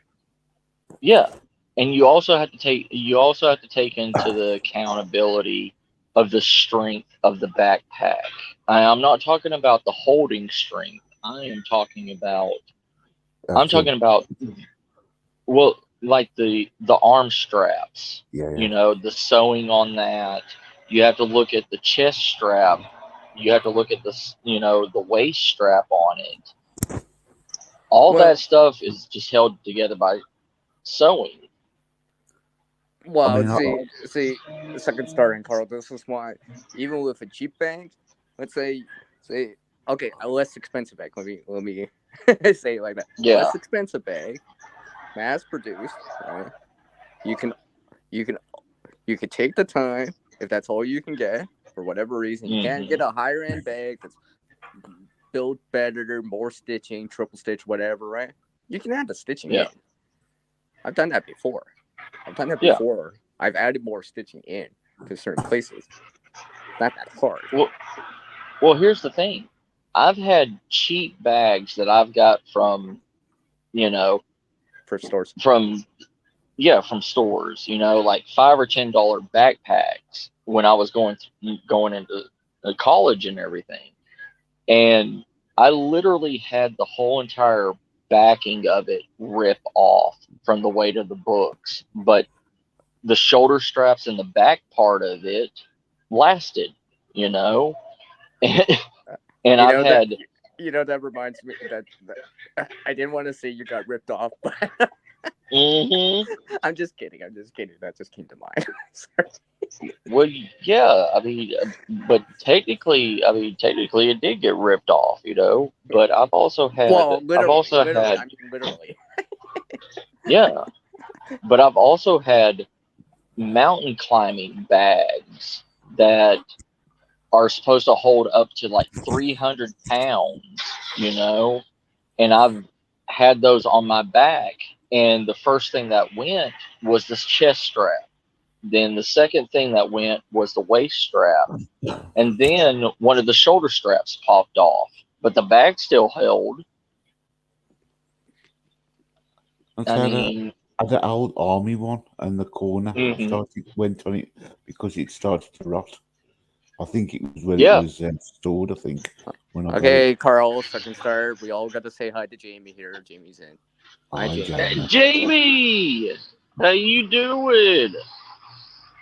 Don't worry, people in the side chat. I see the side chat, so they're not to miss anything. They're not just on keep rambling on and forget the side chat for next hour. Yeah, I've got them up myself as well, so I can see the side chat. My phone's in the car, so I can't. I'm outside smoking right now, so I can't really see the chat. That's why. See, that's why. Yeah. I'm a great co-host, everyone. See. All right. But here's the thing you have to look at. Like, even military bags, they are triple cross-stitched, they are meant to last. But the thing that kills them is they've been through wars. They've been through situations and strained to the max. And you going and buying a secondhand military bag, I mean, I've seen military bags in surplus stores that are in the bargain bin for like $5 a piece. But the stitching and the lining and everything is already crumbling away from it, because it's done its job. Yeah, it kind of looks like it's been sunbathed a lot. Right. Yeah. Stuff like that. They just start to rot, don't they? Because one stored as well. Unless you're carrying around like a metal backpack or a trash can. Right. Well, stuff like that's the. Well, that's why UV, right? It's not like it's UV resistant. Or whatever, right? It starts to fade and stuff like that. Well, that's the thing. Most of these bags, like the Alice bags, they came with a metal holding case with it. And so it's not meant for just carrying that huge amount of load and everything without that metal casing on the outside of it to hold it steady. The same thing with molly packs and everything. Molly packs also come with a plastic back case to it. But we model all these bags and everything on those military specific, ideas without doing the actual research of saying why does it have this metal bag, this backing? Why does it have this heavy duty plastic backing? Because that's the reinforcement for it to become sturdy. Well, yeah, it's just like a frame or anything like that, right? It's to add some structural integrity to it. I would say as well with some of the bags, the ones for the mobile radio kits and stuff like that, they're pretty sturdy built because they've got to have all the stuff being thrown around in them. So. Well, that's why most people use gas mask bags, as bushcrafting. Yeah. Or the Swedish bread bags as a haversack, because they were meant to hold things and protect it.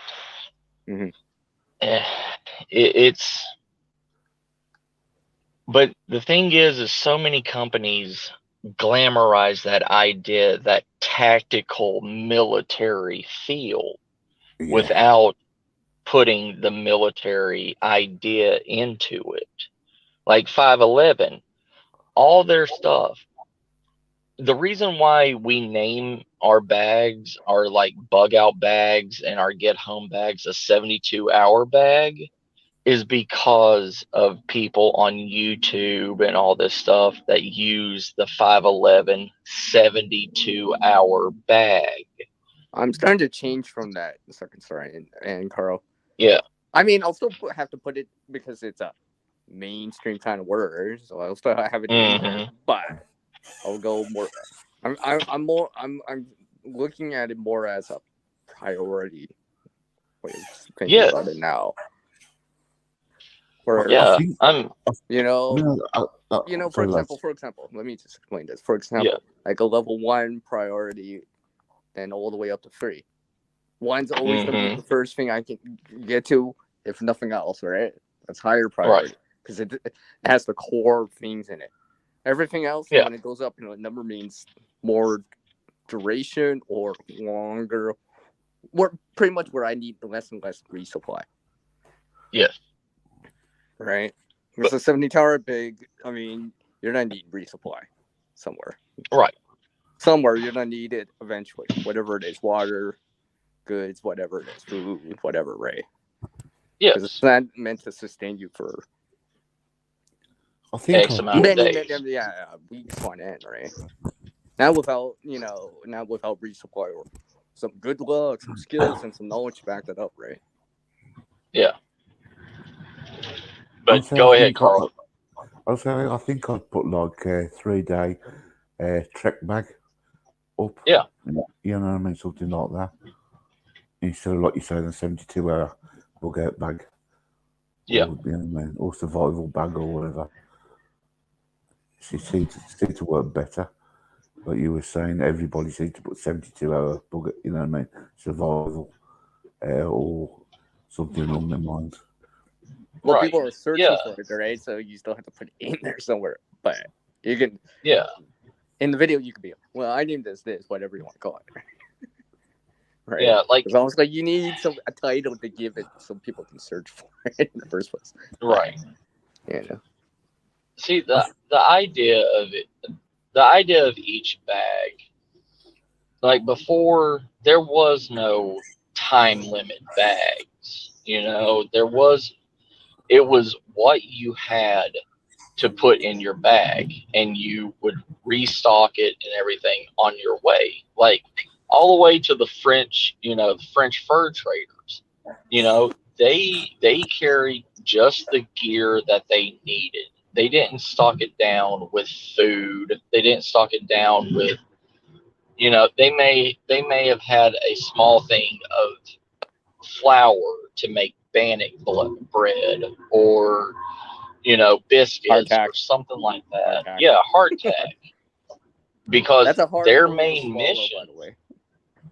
Yeah. Well, because their main mission was going out and getting animal furs. So they had the meat, they had the livestock, So why should they put more weight in their bag for something that they can get on their trip, And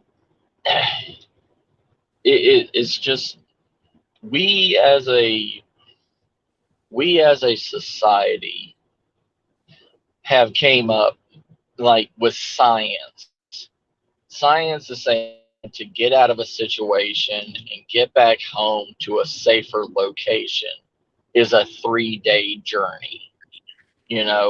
That's why we use the term 72-hour bag. Isn't that because based on stats? You always hear, all situations are resolved within the first 72 hours. I'm just like, right. Let's say if you're, I'm the only one lost in this natural forest, okay, in this natural reserve, whatever, right? Some nature reserve or whatever. That's one thing. Other things? Yeah. Oh, here's this hurricane that came through weeks later. Mm-hmm. So, well, I'll look at it like, I really look at it as the priority now. I'm I'm gravitating towards that more. Yeah, I mean, because all this stuff is made from the idea of scientists, of biologists, and all this stuff. You know, like it is a scientific hypothesis that if you're lost in a situation, you should be able to find safety within. You okay, Carl, brother? Yeah, man. He's just All choking right. on that coffee. It's not good. Yeah. Right. Just kidding. It's tea. It's not coffee. It's tea. I only drink Sorry. Your tea, right? Yeah, tea. Yeah, tea. Tea. Not Yeah. He's not got his York- brew. He's got his brew. Not Yorkshire tea. Normal tea. Yorkshire Yeah, you tea. fuck off here, Yorkshire fucking tea. Hey, I got addicted to that stuff, Carl. You gotta have proper Yorkshire tea, not that poncy stuff that geezer had, man. That won't work. Right. Bleeding tea with the lemon and stuff in it. Yeah, right. That bougie tea. That's something Oh. nasty ass tea that was, man. No, by the sounds of it. But yeah, second starter. Coming back to the bags. This is why I don't put a time frame on it, because probably the more important thing is not the time I can go for, but the contents themselves. Well, and of course the knowledge and the skill, right? But it's the content, what you're bringing with you, right? Right. I mean, because it depends. I mean, like let's say in the heat of the sun, let's say summer, let's say it's nice 60-degree weather overnight. That's 16 Celsius for everyone else, right? It's like 70, 80 during the day, sunny overnight. It's nice. There's no rain or anything. Yeah, you probably could go by you can get by with less. Right. However, in other situations where it's minus 40 out or snowing and it's pouring rain out, you probably want a little bit more to work with. Well, the thing is okay, the mindset of all these people that have been raised up in survival or prepping or whatever, they are raised up in their specific biome. If I go back to Tennessee, I can survive forever in Tennessee, because Tennessee, we have so many mountain streams, we have rivers with clean running water, we have plenty, every water source that we have in Tennessee has either crawfish in it, it has catfish that you can literally noodle, put your hand in a hole. A lot, though. That is a lot. That's assuming a lot, isn't it? That's no, like assuming that no. No? Okay. No, it's like assuming that it's going to be sunny. For me. Oh no, even in the rainy Tennessee catfish. Hey, I'm Canadian. Remember, I don't know how it is in the U.S. Right. Well, I'm just saying, like in Tennessee rivers and everything, even if it's been raining, because here's the thing about fish: if it rains, fish don't bite. Fish are already eating worms that are coming out of the water, out of the ground into the water, and people think that they're just going to pack. Right. Yeah. People think runoff would probably do something like that. Yeah. Okay. Yeah. Oh yeah. See, it makes sense. Yeah. And people think that you're just going to throw out a lure and these fish are going to bite. I literally have been out after a rain and saw a school of fish, a school of bass, sitting in the shallows of a riverbank. And I've thrown plenty of bait and plenty of lures into that school of fish, and none of them bit. None of them wanted to bite. There's abundance of food that are like, I don't care about this one. Right. And that's the things that people don't want to realize. People don't want to accept that. They think, I'm just going to go out with a trapping kit or a fishing kit, and I'm going to survive at everything. Well, I mean, And that comes back to like being in the right place at the right time, at the right season, time of year, and all that stuff, right? Oh yeah, there's berries. If you come there at the time, right? Oh, there's not in winter. Sorry, spring. Nope, it's not ready yet. Yeah. You know? I mean, and people think that every berry is edible, and they're not. Berries can be just as poisonous as mushrooms. And that's the thing I say, because like wolfberries, all right? Wolfberries are only grown up north, but there is some areas in the south, like in Georgia and Alabama, that grow wolfberries, and they're always on the mountains that grow wolfberries. But the thing about wolfberries is they look exactly like blueberries. They smell like blueberries. They look like blueberries. They even taste like blueberries. But once you eat it, it has a chemical reaction to your stomach acids, and it turns into a poison. Oh, nice. So, and people don't understand that. People don't realize the very, very small, minute details about everything. That's it comes back to properly identifying things. Yeah. And having the knowledge to do that, right? And not just general kind of things, right? Yeah, but because it depends on the area, right? For my area, it's different from your area compared to Carl's area, right? You know, there are certain things that are like, you know, we can tell what they are. We're pretty sure.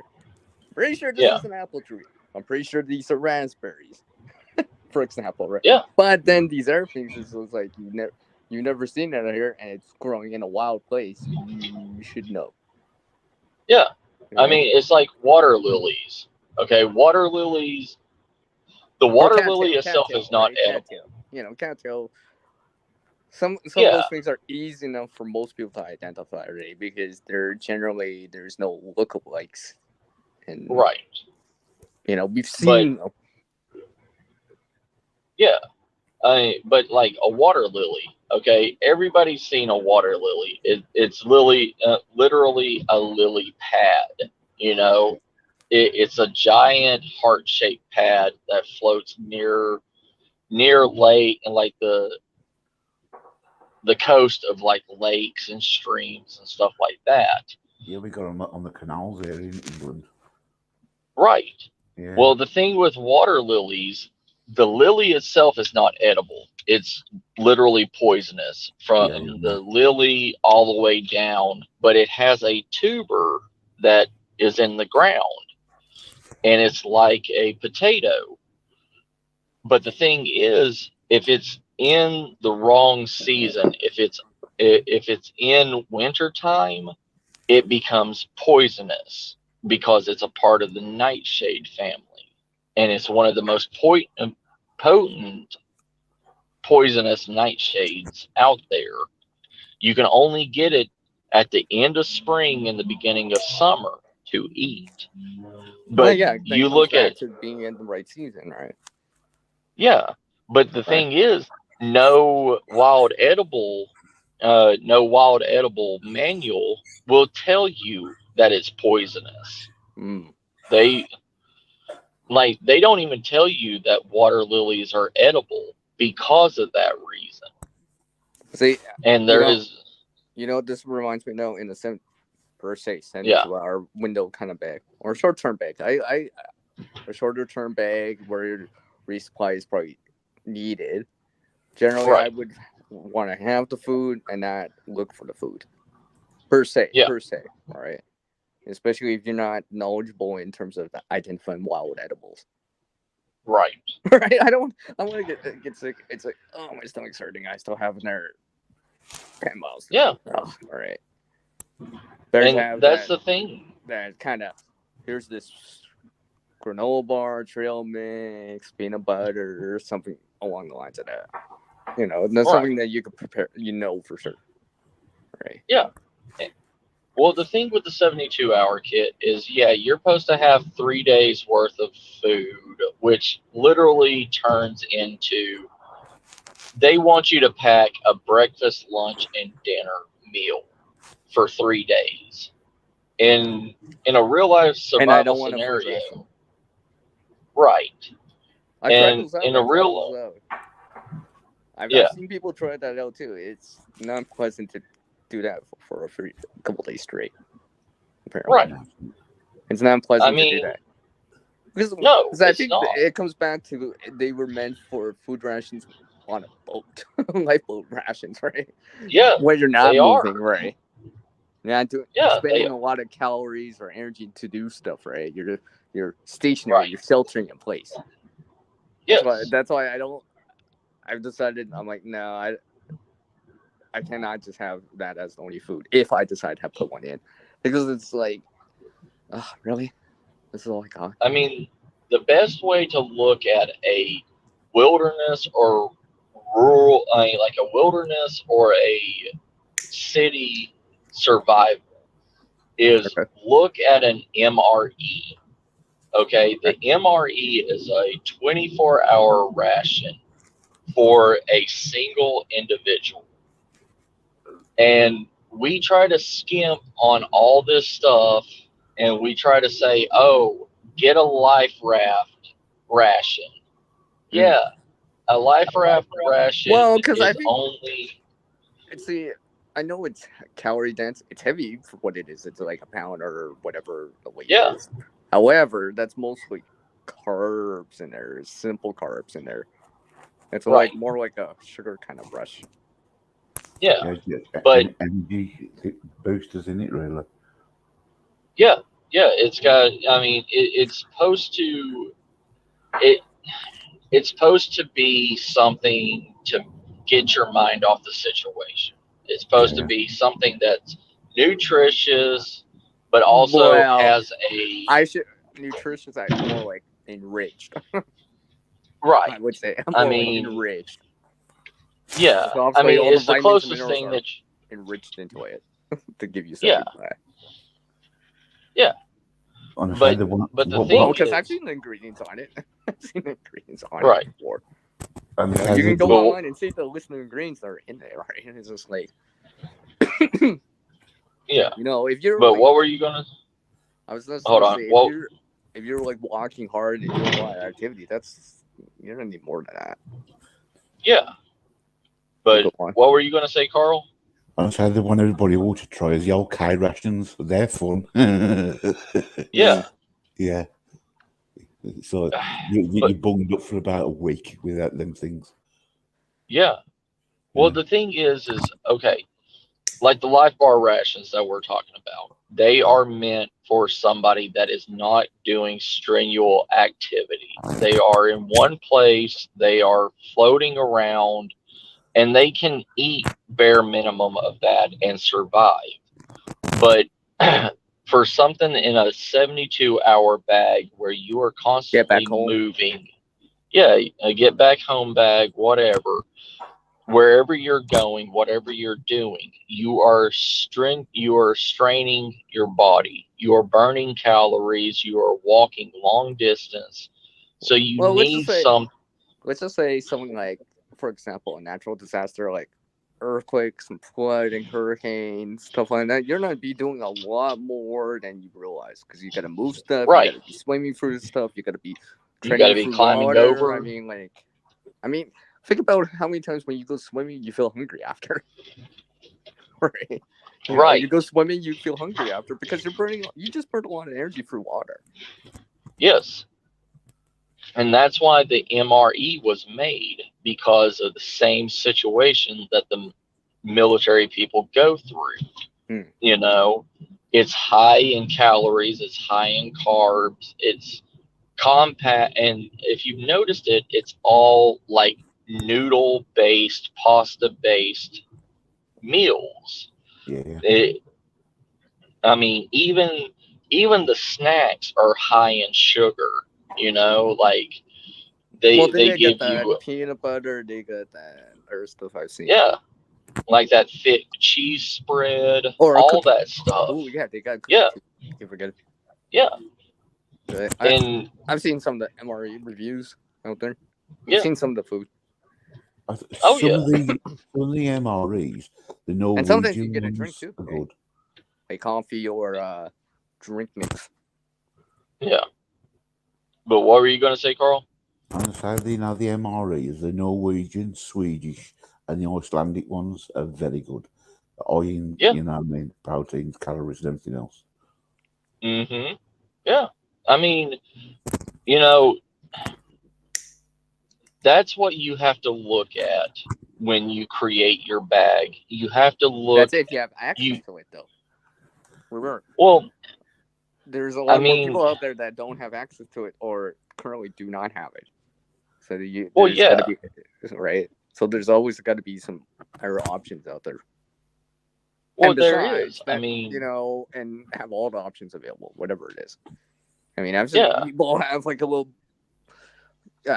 what's it called? Dehydrated stuff, trail mix that they just rotate out, peanut butter, and all that sort of stuff, right? Yeah. To a certain degree. I mean, but we go really cheap. Go ahead. Go really cheap. Oh, here's some ramen. Right. I mean, ramen got the Japanese army through World War II and after World War II. I mean, just like Spam in the UK. Well, yeah, right. I mean, you got let's say, for example, you got some dehydrated vegetables, ramen, and some like jerky or whatever, some meat type of jerky. I mean, that's not that bad. That's not so bad, Well, but the thing is, Japan, like after World War II, Japan didn't have the access to, dried herbs, or they just had, processed curry and noodles, and that's getting too out of the box for survival, like the same thing as hungry from this talk now. I already wrote that. You're welcome. 10 minutes later, I'm still feeling it more.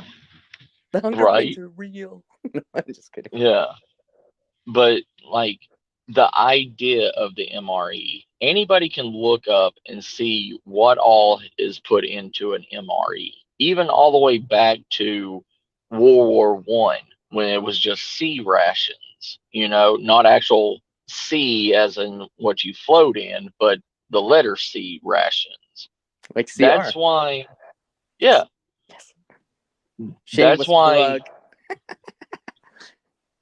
Well, that's why the P52 and stuff was created, was for those C rations. But we're using P52 bottle openers and can openers and everything for basic, basic cans, aluminum cans and everything. And we don't need that. You don't need or you gotta pop the pop tabs. The ones that everything has a pop tab anymore. Well, not all of them, but yeah. Well, the majority of cans do now, and that's why a lot of people, like a lot of preppers and stuff, lose half their stock because of the pop cans. Like all it needs is like 6 months after the expiration date, and that pop can loses its seal, and your food goes bad because it will pop open. But not everybody's going to be throwing cans in their 72-hour bag to get home. I'm not.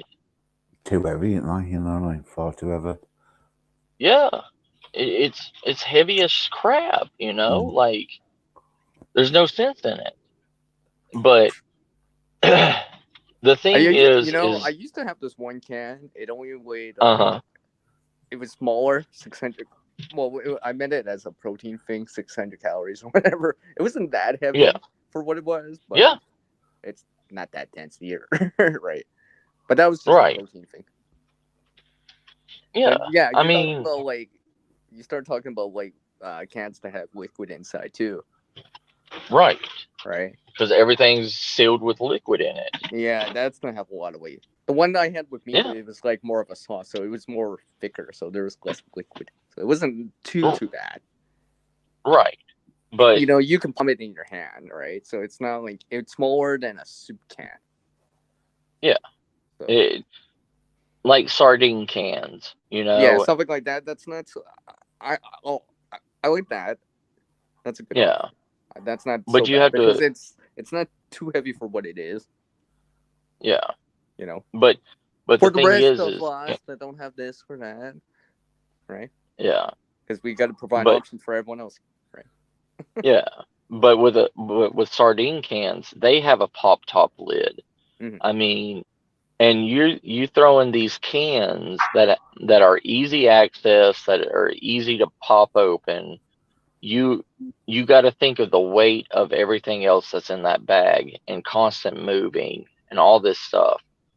Those easy pop cans are going to bust open in your bag, and it's going to ruin everything that you have in that bag unless you protect it. But unlike other people, I gave it some forethought and put it in a bag that's in the bag. Well, even doing that. Yeah. Well, I thought of that. I mean, even doing that, I mean, you still have to think about the smell that will leak through, all that stuff. It may be protected if you put it in, say, like a waterproof bag or something like that, just for those cases. But that waterproof bag isn't going to protect against the smells that will erupt out of it. You know what I mean? Well, thank goodness we're just getting back home. We're not trying to bug out. You're better off really putting them in a bag and then putting them into like a pair of rolled up socks or something to protect each can. Like you were saying with the sardines, and separate them. That's the only way. Okay. I'll just put the can in a bag that has baking soda. No, I mean, food is such a diverse topic. I mean, there's so much to do with. That's why I don't talk about it much, because it makes me hungry every time. I'm still talking about it, and I'm still feeling hungry. Yeah. I mean, to tell you the truth, the best thing that you can literally survive with, and it's a multi-purpose item, but you can't do it for everybody because people have peanut allergies, people have nut allergies. Like, there's so much. Oh yeah, it's harder for people with allergies, right? Or whatever. Yeah. Dietary restrictions, right? That's why I feel lucky that I'm not per se a quote unquote picky eater. Let's just say, right? I mean, yeah, it's more than just a picky eater. It's more. That's why I don't really discuss food with people, like, because of the allergies, because there could be people like Miss Star, Miss Star is very allergic to tomatoes. And everything that's processed and put into a can has tomatoes in it. Sauce, paste, ketchup. Right. Like it. And that's a nightmare. Yeah, it is. It really is. And the major ingredient in any pizza, in any processed food is tomato. Yeah. You think pizza, automatically tomato sauce. Yeah. I mean, spaghetti. And it's not pasta. But it's not just tomatoes. She's allergic to all nightshade family. Like, that means potatoes. If the potatoes are undercooked, she can get sick out of that. Wow. She's allergic to eggplants if they're undercooked. She's allergic to and like most squashes if they're undercooked. But so a lot of like processed foods and stuff is out of the question. Like I can't even give her an MRE because the majority of the MREs is all tomato based. And well, this in is an why I end was of the giving world, her options, right? yeah, I mean, You but know. it's so hard. Like most of her stuff, she has to cook herself. She has to literally a get home bag for her. She would have to have like pasta noodles Yeah, and noodles, maybe rice or something like that. For example. yeah, and it's that's why I don't Peanuts, I discuss guess. food. Peanuts. Yeah, like Peanuts, almonds, right? peanuts, peanut butter. Yeah, that kind of stuff. She would need other options. I think that's why I always consider all those options on the table. At least for me. Yeah. If you can't Oh consider yeah. one option, okay, consider this option, right? Because there is a variety of things, all right. So it's not like if you can't do this because of this, well, consider the other stuff on the table. It's just, I mean, but then you got to look at people that are allergic to gluten, and gluten is literally in everything that is processed. It's Peanuts. yeah, peanuts. I mean, raisins, in everything, bread. Yeah, it's in everything. Well, And like I said, that, it's much harder. I know there is yeah, options. But I mean, I know that's somebody's why, harder to allergic to find, right? eggs. It's harder to find too. yeah. I'm What glad I'm now, not a picky Carl? eater. I know somebody that's allergic to eggs, and same person's allergic to mushrooms. Can't even have meat in a frying pan. After you Yeah, cooked them, it's got to be washed out, or else they end up yeah, in hospital. So, yeah. got a real bad It, allergic reaction to. So, yeah. Like I the mean, tomatoes, the tomatoes will close Miss Star's throat completely.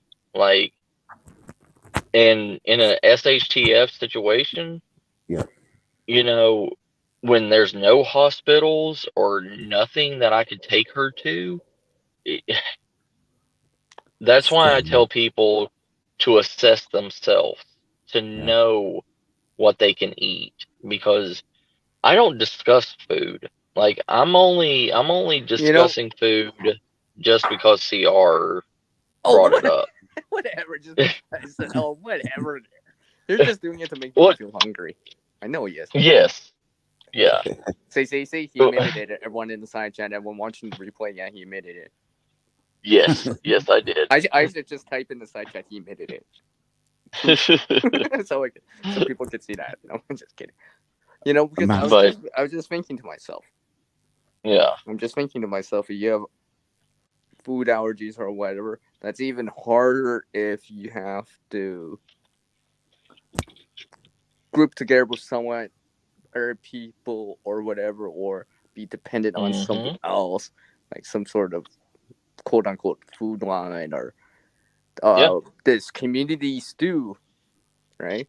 She would need her own stuff, or a variation of it, right? Yeah. That she can consume. And it's like, we're and making that's the stew. stuff you have. Oh, there's tomatoes in. Dang it. Yeah. That's the thing that you also have to worry about in a survival community also. Like if you make a survival group or anything like that, you have to realize, what are you allergic to? What are you not allergic to?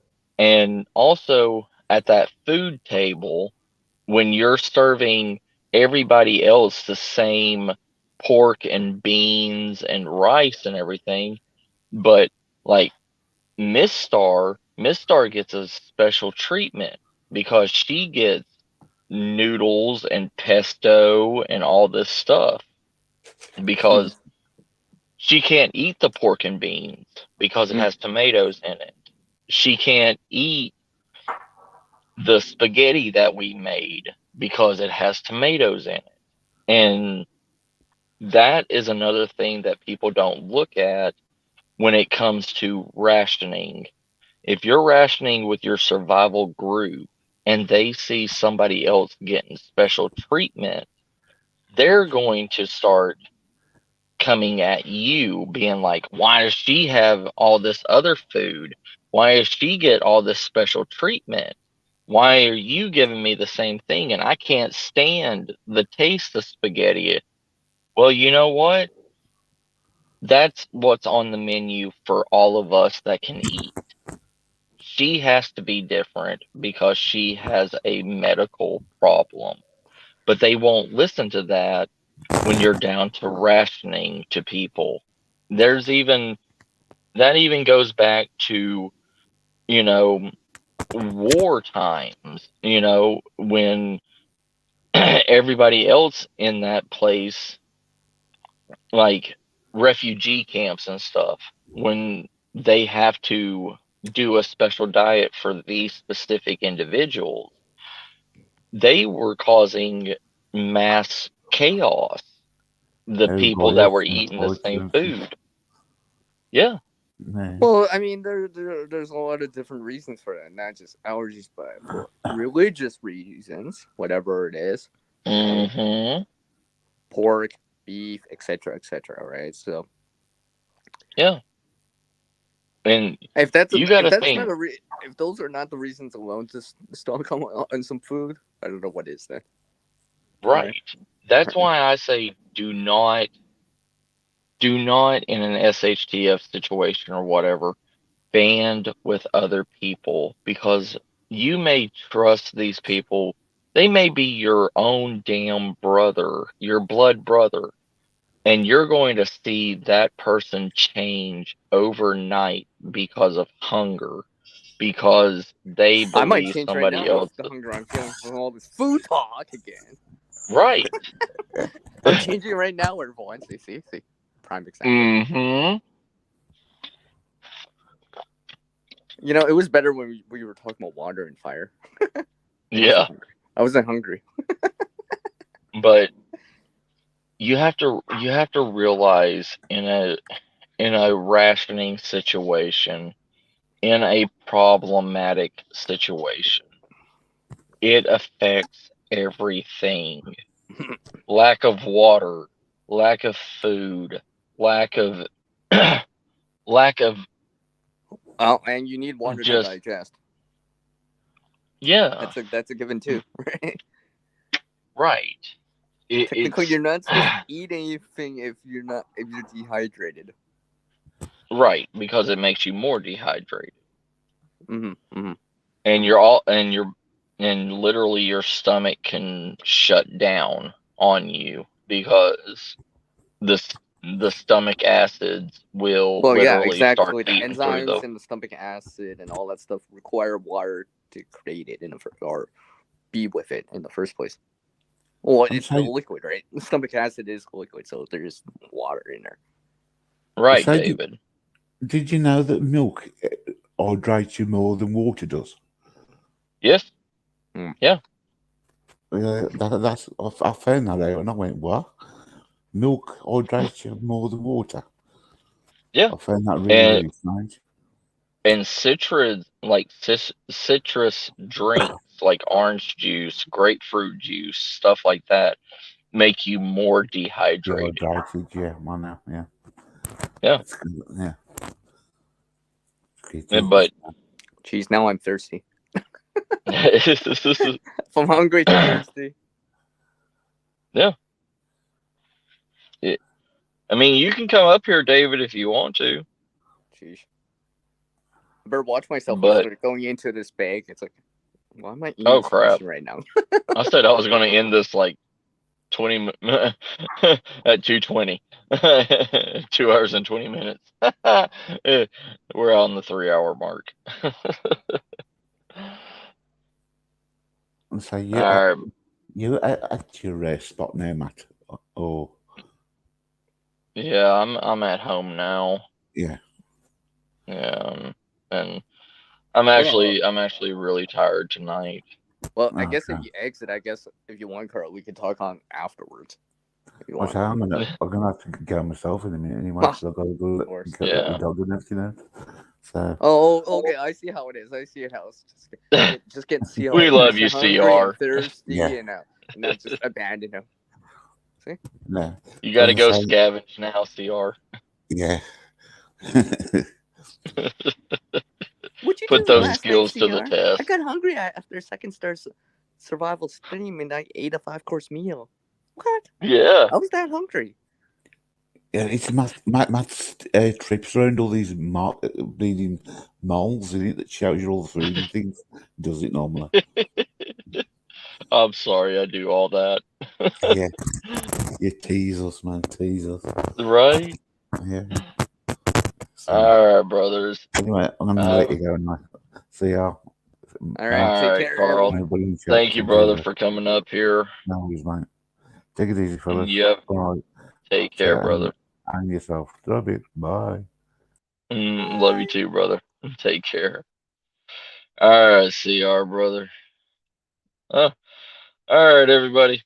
I love y'all. I'm about to fall asleep, but thank you all for sticking with me.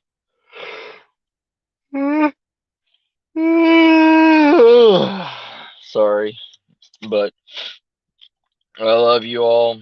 You take care of family.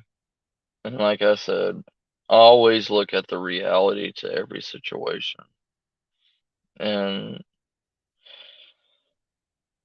don't think that you're invincible, because none of us are. And I love you. Y'all take care, family. Good night.